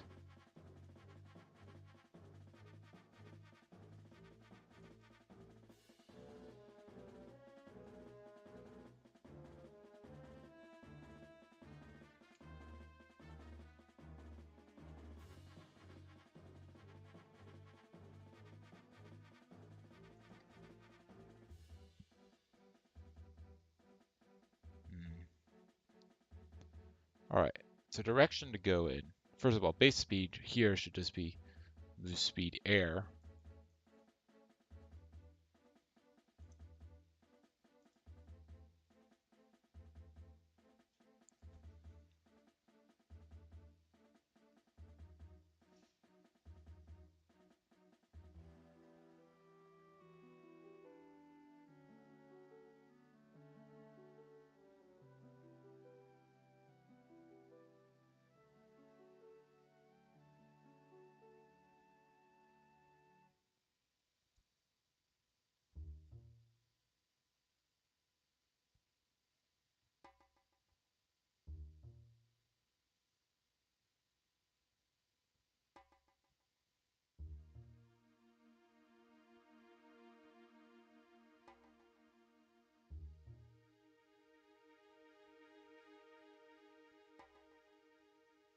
This direction match slope isn't going to work now for sideways calculations. So now I need to basically say, does the direction that I'm going in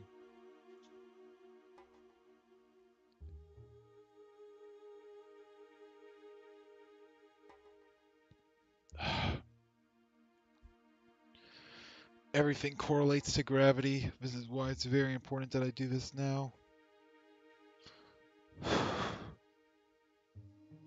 I'll probably stop at midnight though. It's getting pretty late.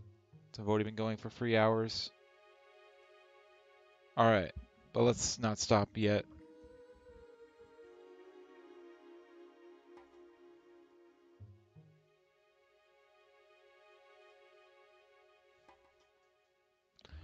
Alright, so for now, let's say that it's equal to 0.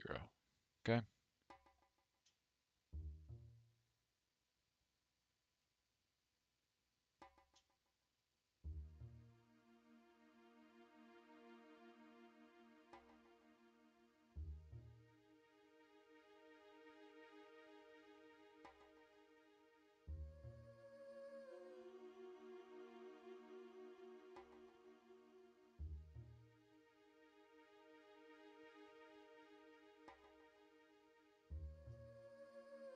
Oh, wait. I see now. When I press up, it'll detect a jump.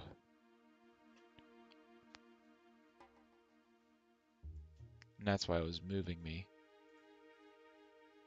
Because the up was a positive thing. Yeah, I get it now. That makes sense.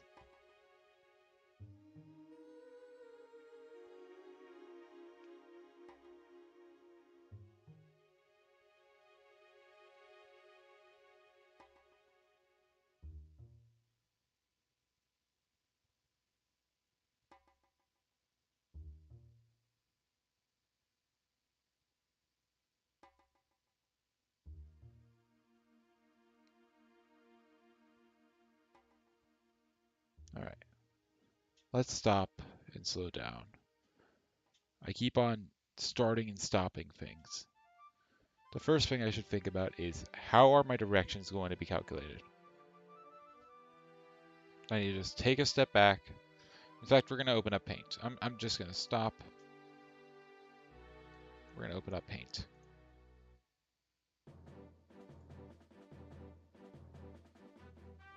I don't know what Paint's going to do for me, actually. I need to explain this to myself.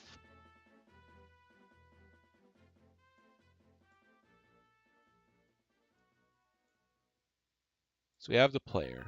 And when we're on the ground, I want jump to be up, obviously. I'll just mark this because it's up.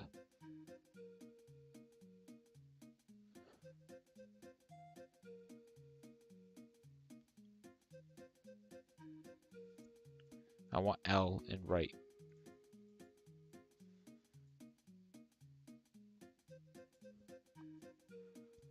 I want that to be the default. I should make this first. And if I have it on a wall, then up should be this way, down should be this way, and pressing the jump key, pressing this direction that's away from the wall should jump.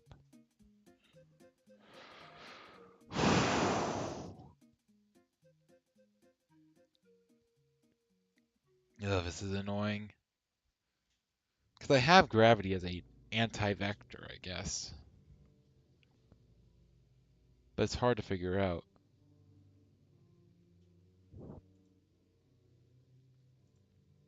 That doesn't help me at all.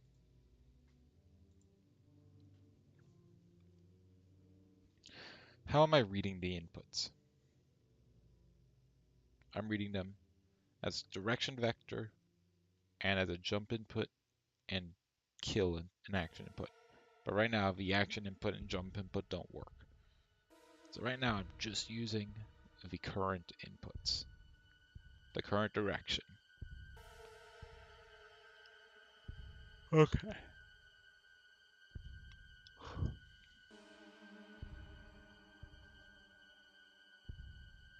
Direction to go in is pretty useless, because I'm already multiplying by horizontal direction, horizontal vector.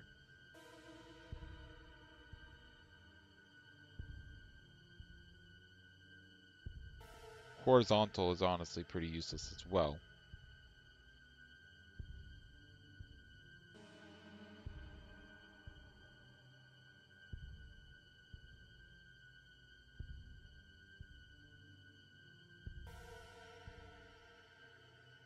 But it does give me dir match slope.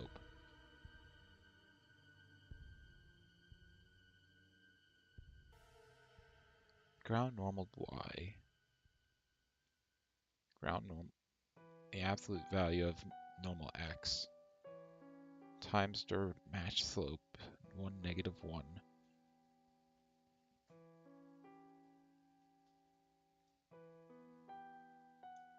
Maybe it wasn't so useless after all because I forgot about slopes.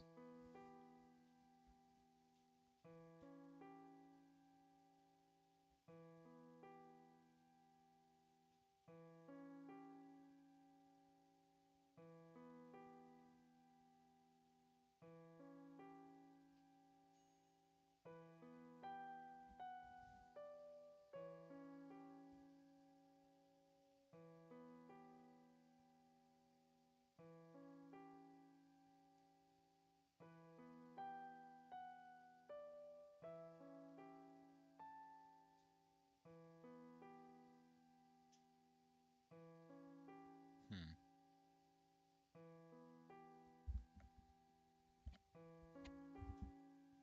Let's separate this into steps. So I get the direction the player is going as a vector. And this is related to whether their gravity is horizontal or vertical.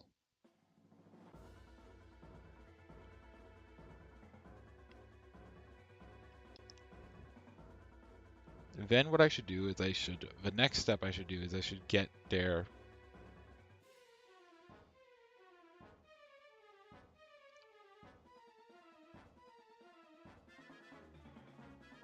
I can't just say get the slope. First of all, let's see. What do I need to tell if the player's in the air? If the player is in the air,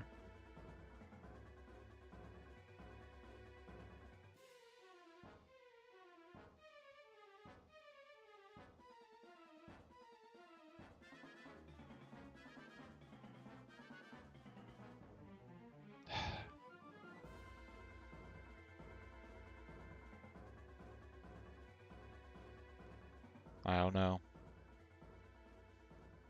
I need to think about this some more. I think I'm gonna do that off stream because right now I'm just doing a bunch of thinking and I'm not doing a bunch of doing.